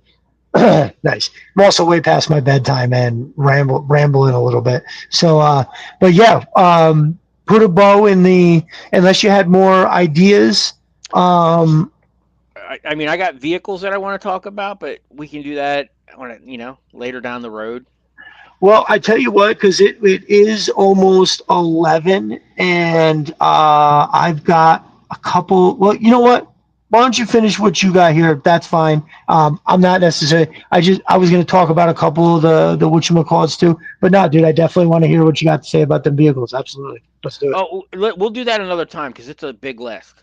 Like that'll Oh, take out. Yeah, okay. yeah, yeah, yeah, yeah. All I right, can all say right. that for Oh, no another. doubt. Okay. No, Yeah. good. All right. So then you know what? Boom. CG Horror Part 2. We already know half of what we're talking about. All right. Well, real quick though, I do want to talk about a couple of the things that I always kind of mention in terms of products. Now, I have been kind of teasing it a little bit, and then I had that post that I put out the other day that had all the great stuff from Sys 3D Arsenal. So that the Techno Vipers together, I thought that we did touch on this earlier. The Techno Vipers, I think, looked amazing with all of the stuff. Now, one of the things was this that to me was, I kind of tried to put it in the middle. Was this bad boy right here? These are amazing. Look, I open up the shelf comes out, so I've got there's some Techno Viper stuff. I don't know why my lighting is like absolute shit. I don't know if this needs to go down or what. Try that. That's maybe a little better. So, yep, these are pretty awesome. I like that this comes off, so you could buy this and put this on some kind of a stand or some other part of the dial. You could also have this. It's got the wheels, so you can always, simulate, the pushing across the floor. Now, that's what this is going to be. Cobra Claw launching facility is about getting the Cobra Claws that I have tuned up. They got to go faster than normal. So the Techno Vipers are going to use this and kind of ratchet down and work on a bunch of shit. The one thing I don't know much about is engines, so you're not going to get a bunch of engine talk, but I am just going to kind of ramble on about the parts. So this is a cheap set. I'll put a link out to this that I got from Amazon. It was like $4. I think I got 3 sets just so I can put shit in all the different drawers. But even as you go down to the bottom, it's not even on screen. As you go down to the bottom, the drawers get bigger, so I can put like a bunch of different shit in here. This kind of shit is so awesome because it's like you could take even some wood and kind of cut some shit to make it look, you know what I mean? But when you spend, there's a lot of real talented people that make shit, like Stevie Z, for instance. That dude, he didn't even need a 3D printer. That dude was just making turbo shit. And now that he has one, he's making even cooler shit. But something like this that is like printed so clean, looks so fucking awesome. The whole thing is really really great. Oh, you know what? I don't even think I showed that last week. So the top lid. Yeah. So just like a mechanic set would be, that top comes up. Yeah, you know what? I saw that the one day. I actually had it for days before I realized that happened. 100%. It's crazy. It's crazy. Glasses, bro. I need them glasses. It's like I have these. I have the readers, but I try. It's like when I put them on for a second, then I take them off. My eyes are like, I can't. Now I can't see fucking anything. It's a nightmare. Getting old sucks. So I fucking love this. I absolutely love this. Now, just like everything, that Chris has, he's got it in all the different colors. When you go to buy it on Etsy, the little option comes up. You're able to just kind of select what you want. He always has a bunch of different pictures out there, so you can really see, what the different stuff looks like in different colors. But this is a really sweet product. You're going to see this in a lot of shots. They're going to be pushing it. The Techno Vipers are going to be pushing it around the floor, working on them Cobra Claws, and it's going to be sweet. He's got all kinds of shit. I showed that's all awesome. I showed this a little bit earlier. everybody's got to have this. Come on, give us the diver so we can put that third one in there. Again, everyone, like all his cases have these really, really fucking awesome handles, and they scale really well. And the products themselves are all like, so yeah, it snapped. So 2 figures will hold this, right? You can stand 2 figures. It's not like one of the first things I did was that Snake Eyes Recon 001 scrap iron, and I had this fucker. Well, this is the Firefly. This is the Firefly, but the scrap iron one is the same size, and I had this being held up, by the 2 handles by 2 bats, right? And so for the first time, I'm like setting some shit up. It really worked out well, and it was nice and easy breezy. Can't believe those laces went out again. All right. So yeah, like that. This is one of the first. I got the scrap iron one, and then this one here, the Firefly, holds all that shit nice. I can't really see how good that looks right now because I know my lighting is a little fucked. I think it looks awesome. I have my it does. I have this on my big TV at the same time. Okay. So. Oh, good. Yeah. Oh, all right. So there we go. Now I think I'm getting the light right in there. I just kind of moved everything around. I thought I ruined the stream. I hit my lock button on my phone. But yeah, so this is really sweet. And I know I always like to show how I can just take that out so easy breezy. And now I got all the room for all his backpacks and shit down in there. And then this sits right on top the tray that holds his infamous gun. He's got his night vision goggles. He's got the drone, the knife. Actually, the knife wiggled out of place, but that's my fault. So yeah, these are amazing.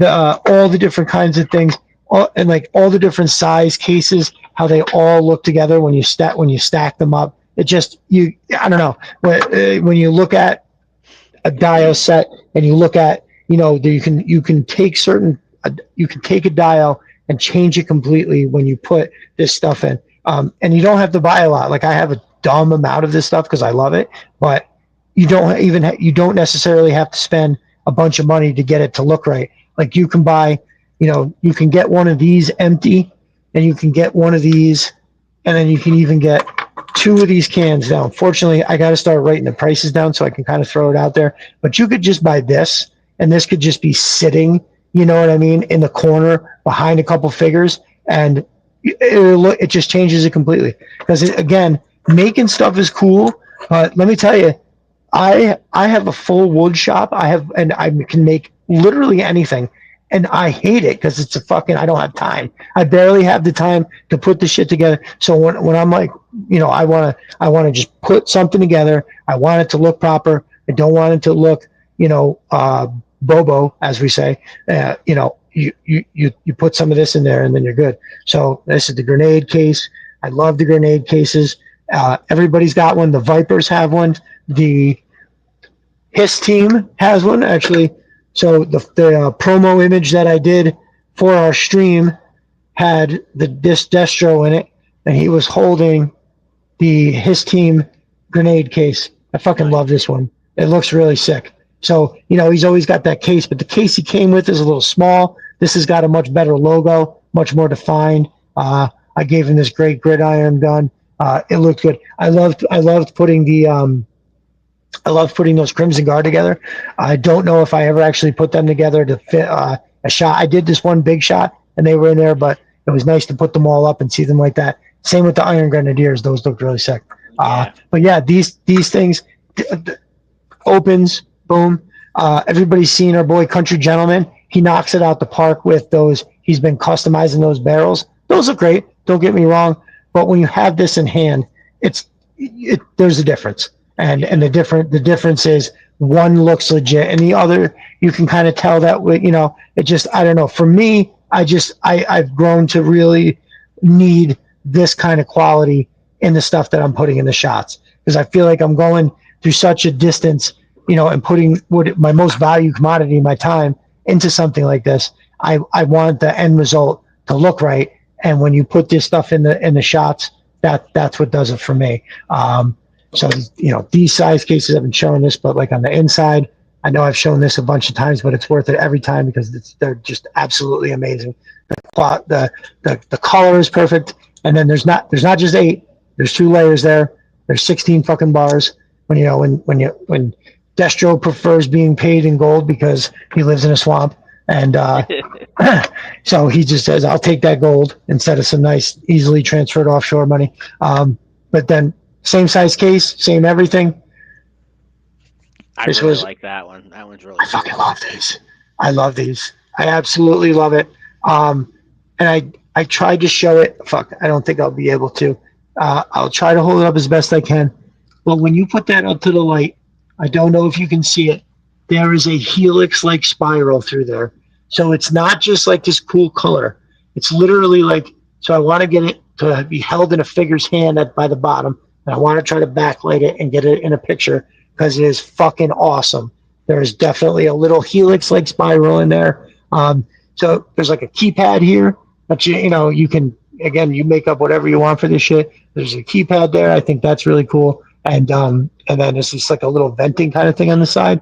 But just like everything else, so these cases aren't hinged, but for photo purposes, I have had great success getting it to stand up like this, right? So granted, that kind of slipped a little bit, but if you just put a figure's like hand, and I'm holding it, right? If it was down on the table, I've had great success with getting that to sit. And even if you just put a figure's hand up to the side, it'll hold it up, give it just that little bit of extra. And, I feel like I've gotten some great shots with it, being open and kind of tilted like this, but yeah, I knew I was going to love this. This is one of the things like you get it in hand and you're like, holy shit, that's awesome. So now I just opened this Snake Eyes 52 to make the promo for Matt the other day. And so finally I'm going to be able to use this case. This is Snake Eyes number 52. It's got this nice custom tray. And then down at the bottom, it's got this for his swords and his different guns. It's this nice tray.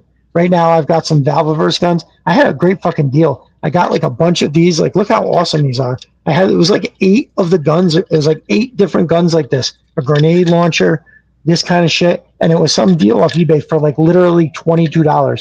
It was a pretty crazy. I don't know. I guess I don't know what they really go for. But these are like super awesome.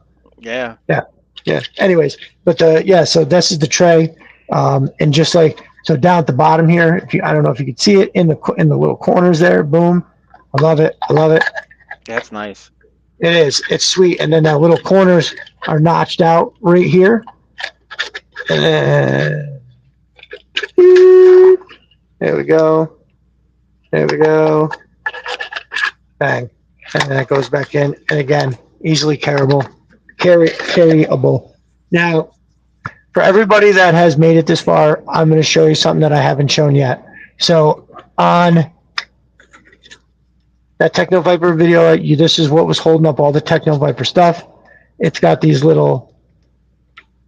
This isn't the thing you haven't seen. You obviously saw this.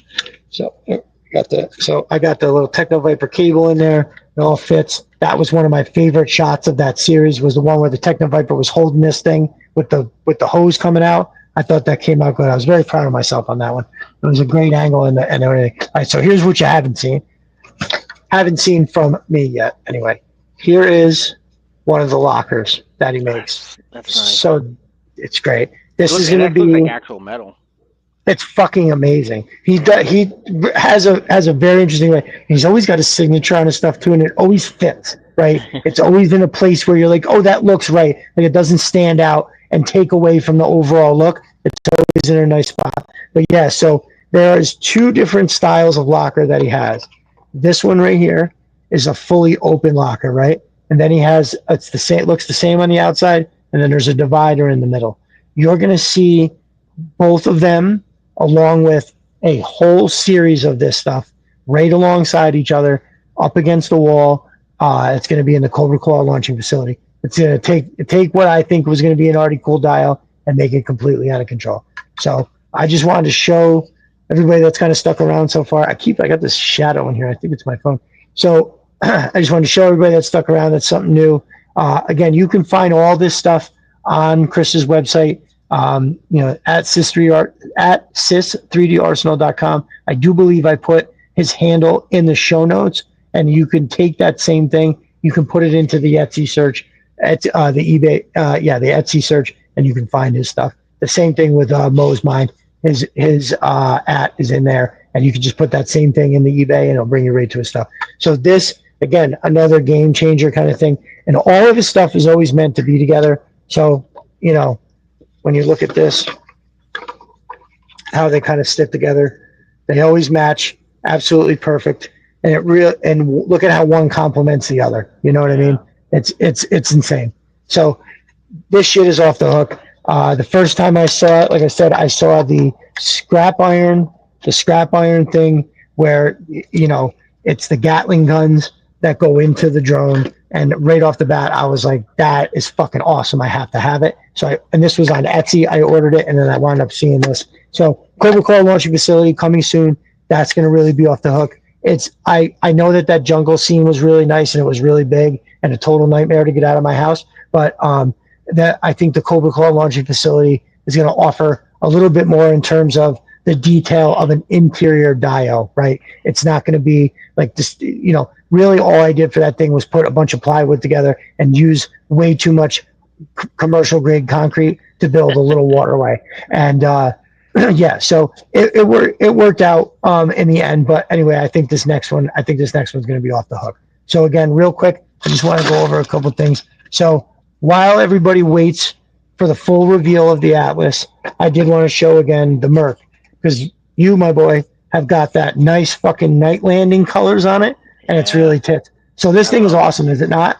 Yeah, I like it a lot. And it feels hollow enough that I think it would actually float. So it does. Okay. Now, it took on a little bit of water, right?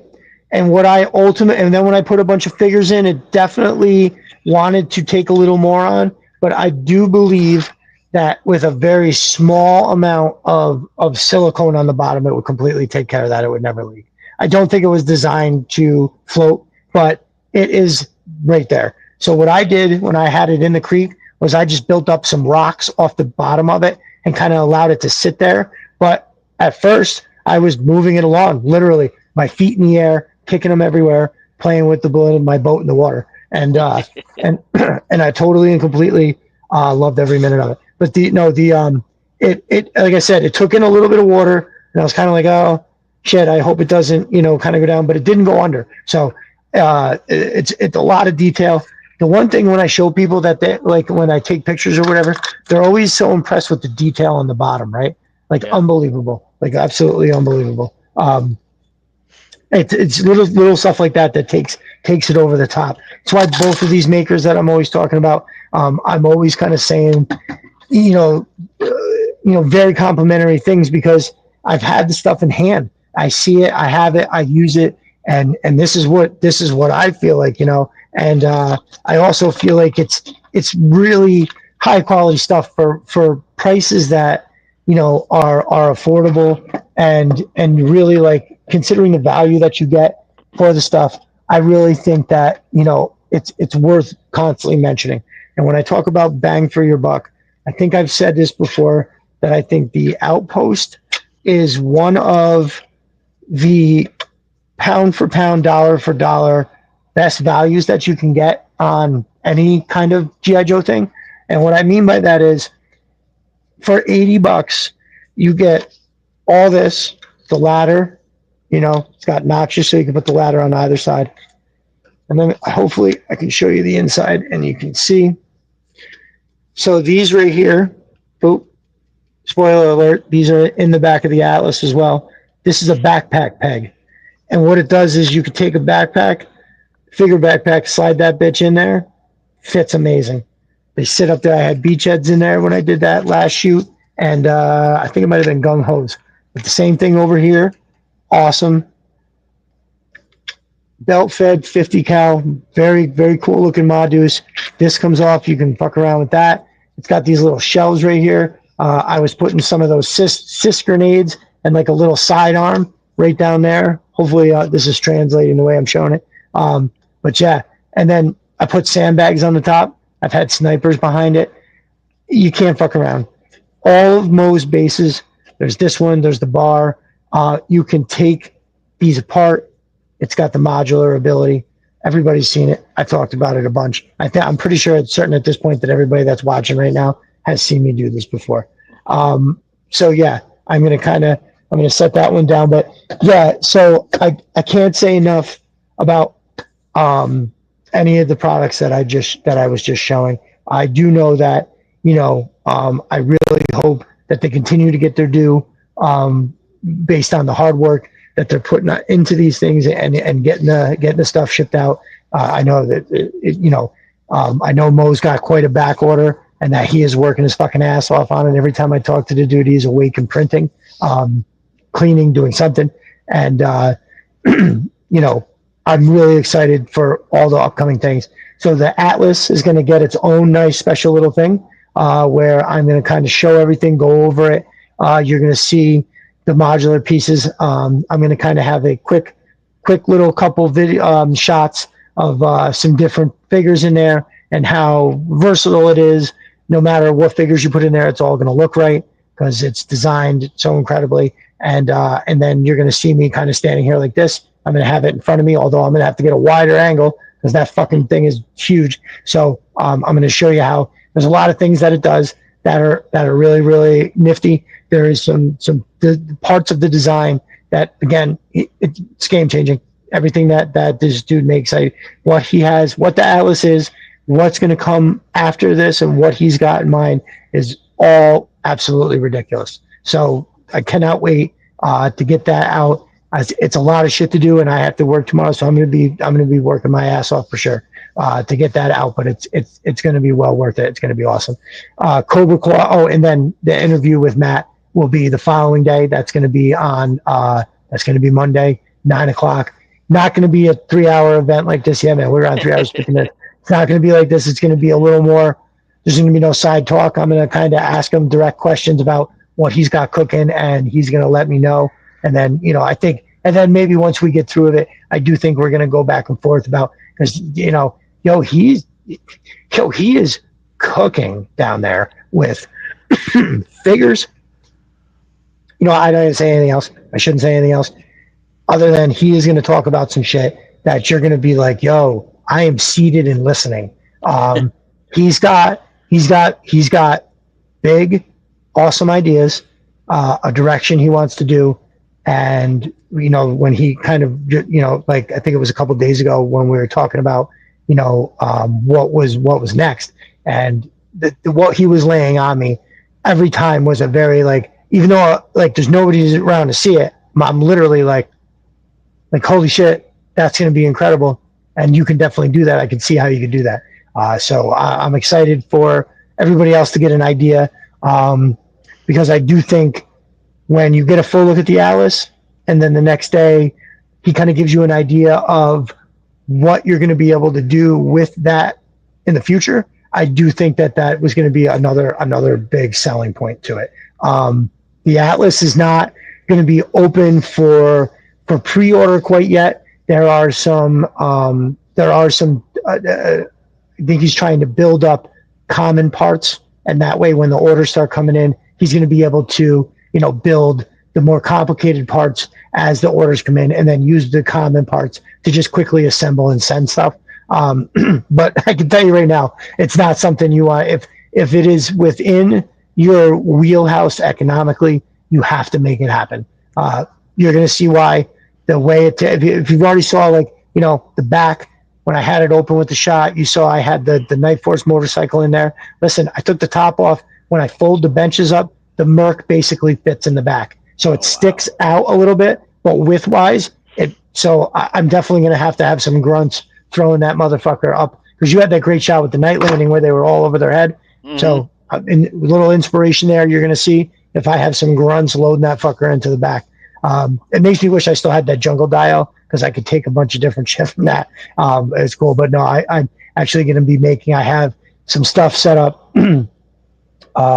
One thing that you're going to see is actually pretty cool. I'm doing some stuff with that cricket where I'm able to cut out like big, massive Cobra symbols and shit. And I think one of the shots that you're going to see for that Atlas reveal, I think, is going to be awesome. So very excited for all of that.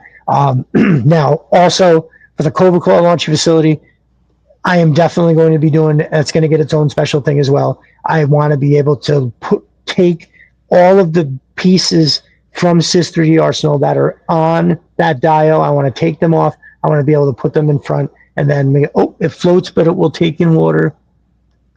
Could not make it watertight with the hot glue on the color. Oh, could make it nice. Very good. You can take the Merc. You can make it watertight with hot glue on the color seam.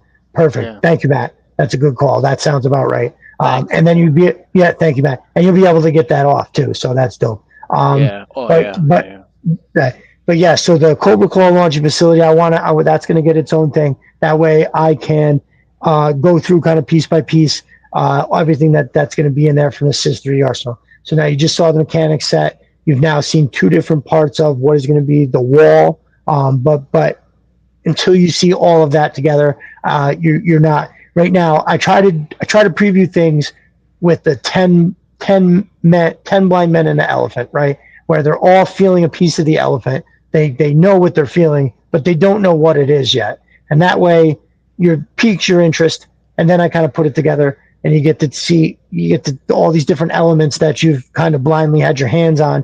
You'll now be able to see it all together, and it'll kind of bring it together. I don't know if it's annoying or if it's any good, so I'm doing it anyway. I kind of did that with the Atlas when I was first taking the shots, and like, okay, I'm going to do this, and it's going to be, like a little reveal. I almost changed course, but then I finally got those shots, and I thought it worked out well. So that's how I'm going to wind up doing that, and then so the stuff that Sys 3D Arsenal is putting out is, to me, are must-haves. And again, this is always if you're financially able to, or you're just very irresponsible, like what I think is most of us. You could just go ahead and buy yourself some shit and take some pictures of it because it looks fucking cool. And these aren't things that necessarily like depreciate, meaning like they can sit on these shelves and in 5 years from now, like they're gonna still be awesome. So I don't ever plan on selling my figures. I actually had one of my close friends. I'm the godfather of his child. I bought him a bunch of shit, right? All kinds of Joe stuff, most of which he's too young to have now because of the pieces, but I get it for him. He'll have it when time's ready. Anyways, he was like, oh, hey, in like 5, 6, 7, 8 years, if you're going to get rid of that collection, like, remember, I'll buy it from you for a little Pete. You don't have to sell that. And I was like, what are you talking about? Sell my collection? I was like, I ain't selling these. You'll be lucky if he gets them in my will. Holy shit. Fucking A. No, that's probably mostly who would get it. Like, my kids don't, whatever. There'll be plenty of money for them, but I don't think they'll want to sell or deal with my G.I. Joes. But yeah, so something cool too to see. From what I understand, I think you might be able to see Sys 3D Arsenal at some Comic Cons. I'm understanding, or some toy shows. I'm understanding he wanted to kind of start making some appearances, have a table, and then that way, if you're at one of these shows, you get to see people. You get to see people that have, people get to see your shit in hand. And now there's one thing that I know about G.I. Joes themselves, and then all these other things, these secondary made things, is that you may think they look one way when they're on the phone, but when you get them in your hand, it always makes me go, wow, that's way better than I thought. You know what I mean? Like, saying all these crates, even like the Outpost, right? When I first saw the stuff from Matt from Mo's Mind, I wanted the Outpost in the bar, and even though I knew they were going to be awesome, when I got them, I was like, holy fuck, these are fucking amazing. And so, and there's a bunch of figures like that. Crystal Ball, Crocmaster, I could go on, a bunch of them that I didn't think were going to be good, and now that I've got them, I'm like, oh my god, Snake Eyes version 4. I wasn't sure how much I was going to really love that, but I haven't taken it out of the box yet, but I already love it just by looking at it. I was like, oh yeah, that's pretty cool. There's a lot to go on there. I thought maybe if we ran out of questions to ask, that you should see all the stuff I had here to just like talk about, and we are now closing in on 3 hours and 22 minutes. So we didn't need any of that stuff. So yeah, I'd say that this would be a good point to wrap it up. What makes me super happy too, brother, is that you've already got some other stuff on deck to talk about, and I really like the way that it all worked. I think this was fabulous, and I can't thank you enough for coming on.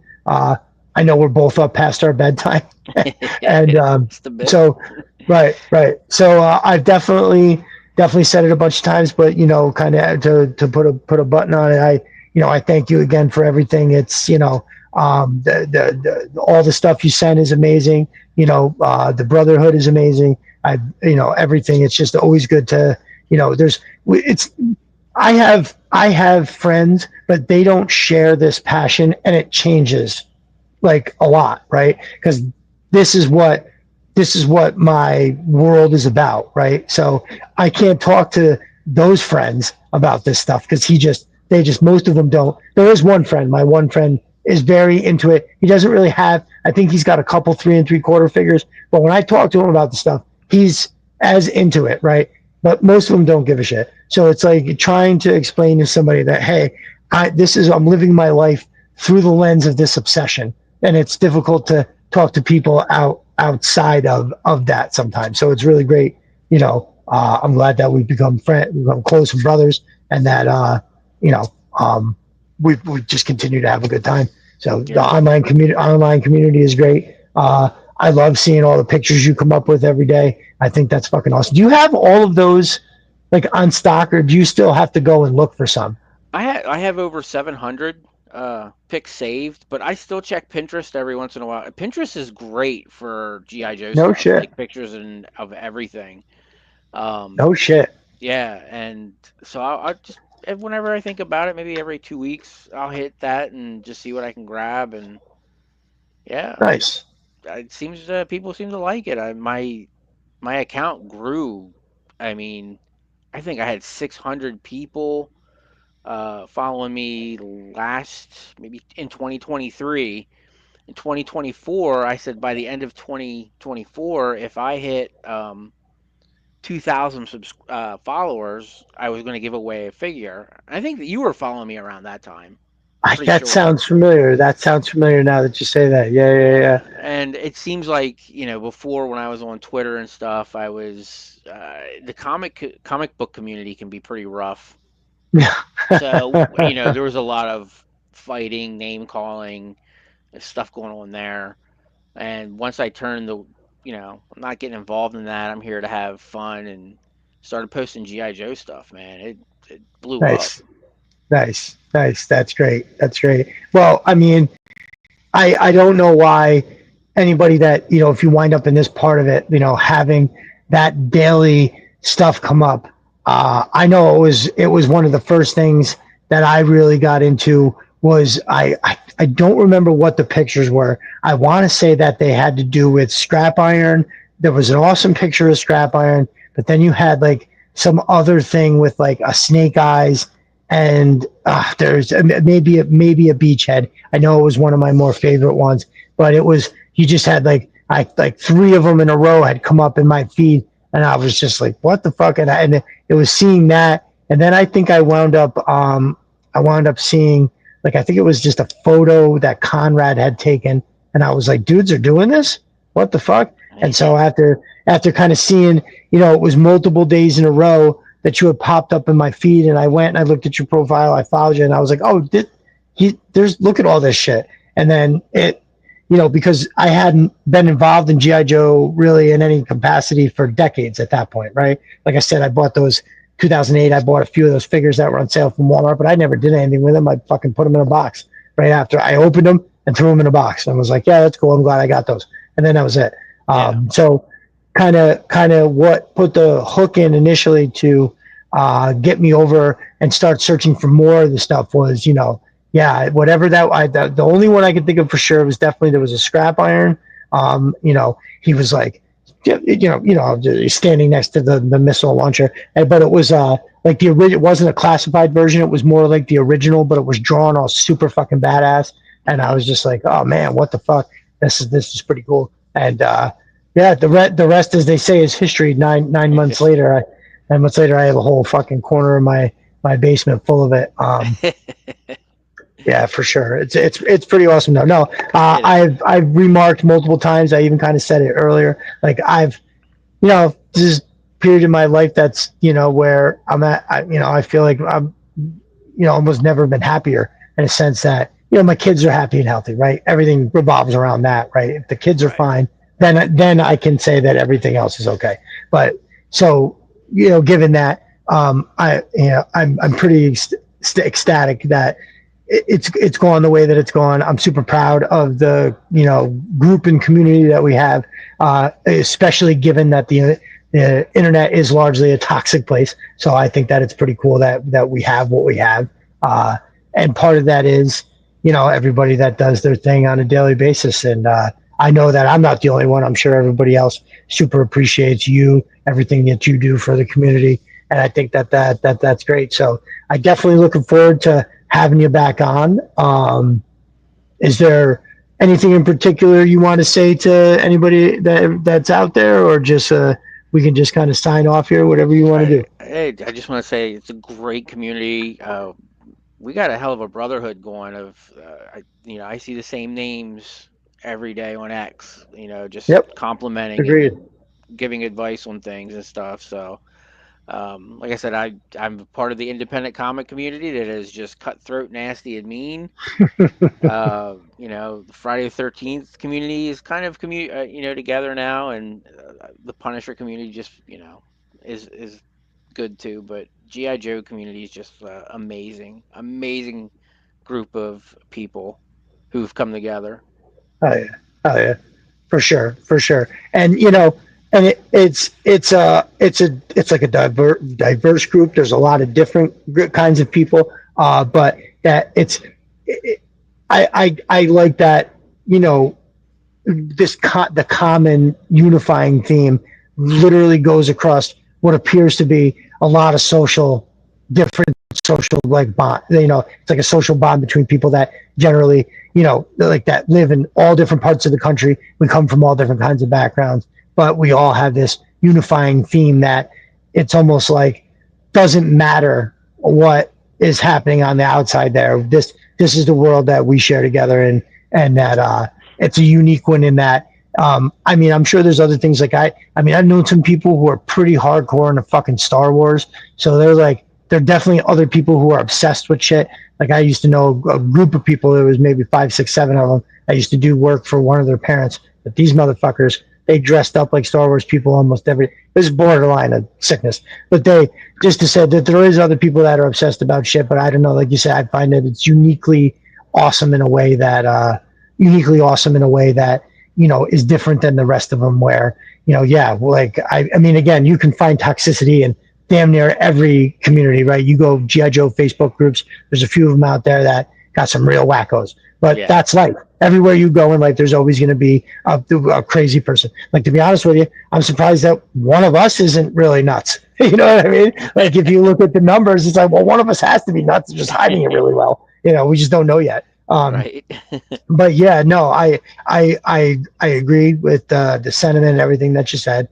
And there's, I can't think of a better way to kind of to share the obsession and to not only put our own work out there, but to, like you said, get the nice the compliments, which kind of are encouraging, but also there's feedback. Everybody has a real polite way, like we were talking about earlier. Like Matt jumped on and was talking about the CA glue, and like, oh no, you just use the Diddy on it, and then that's it. I think that's awesome. And sort of, to have that kind of where it's you don't have to worry about asking a question like that, because somebody's not going to come through and be like, well, you fucking stupid. You don't know what to fucking do about the glue. Like, nobody wants to hear that shit. I know I ain't got time for it. I ain't got the energy.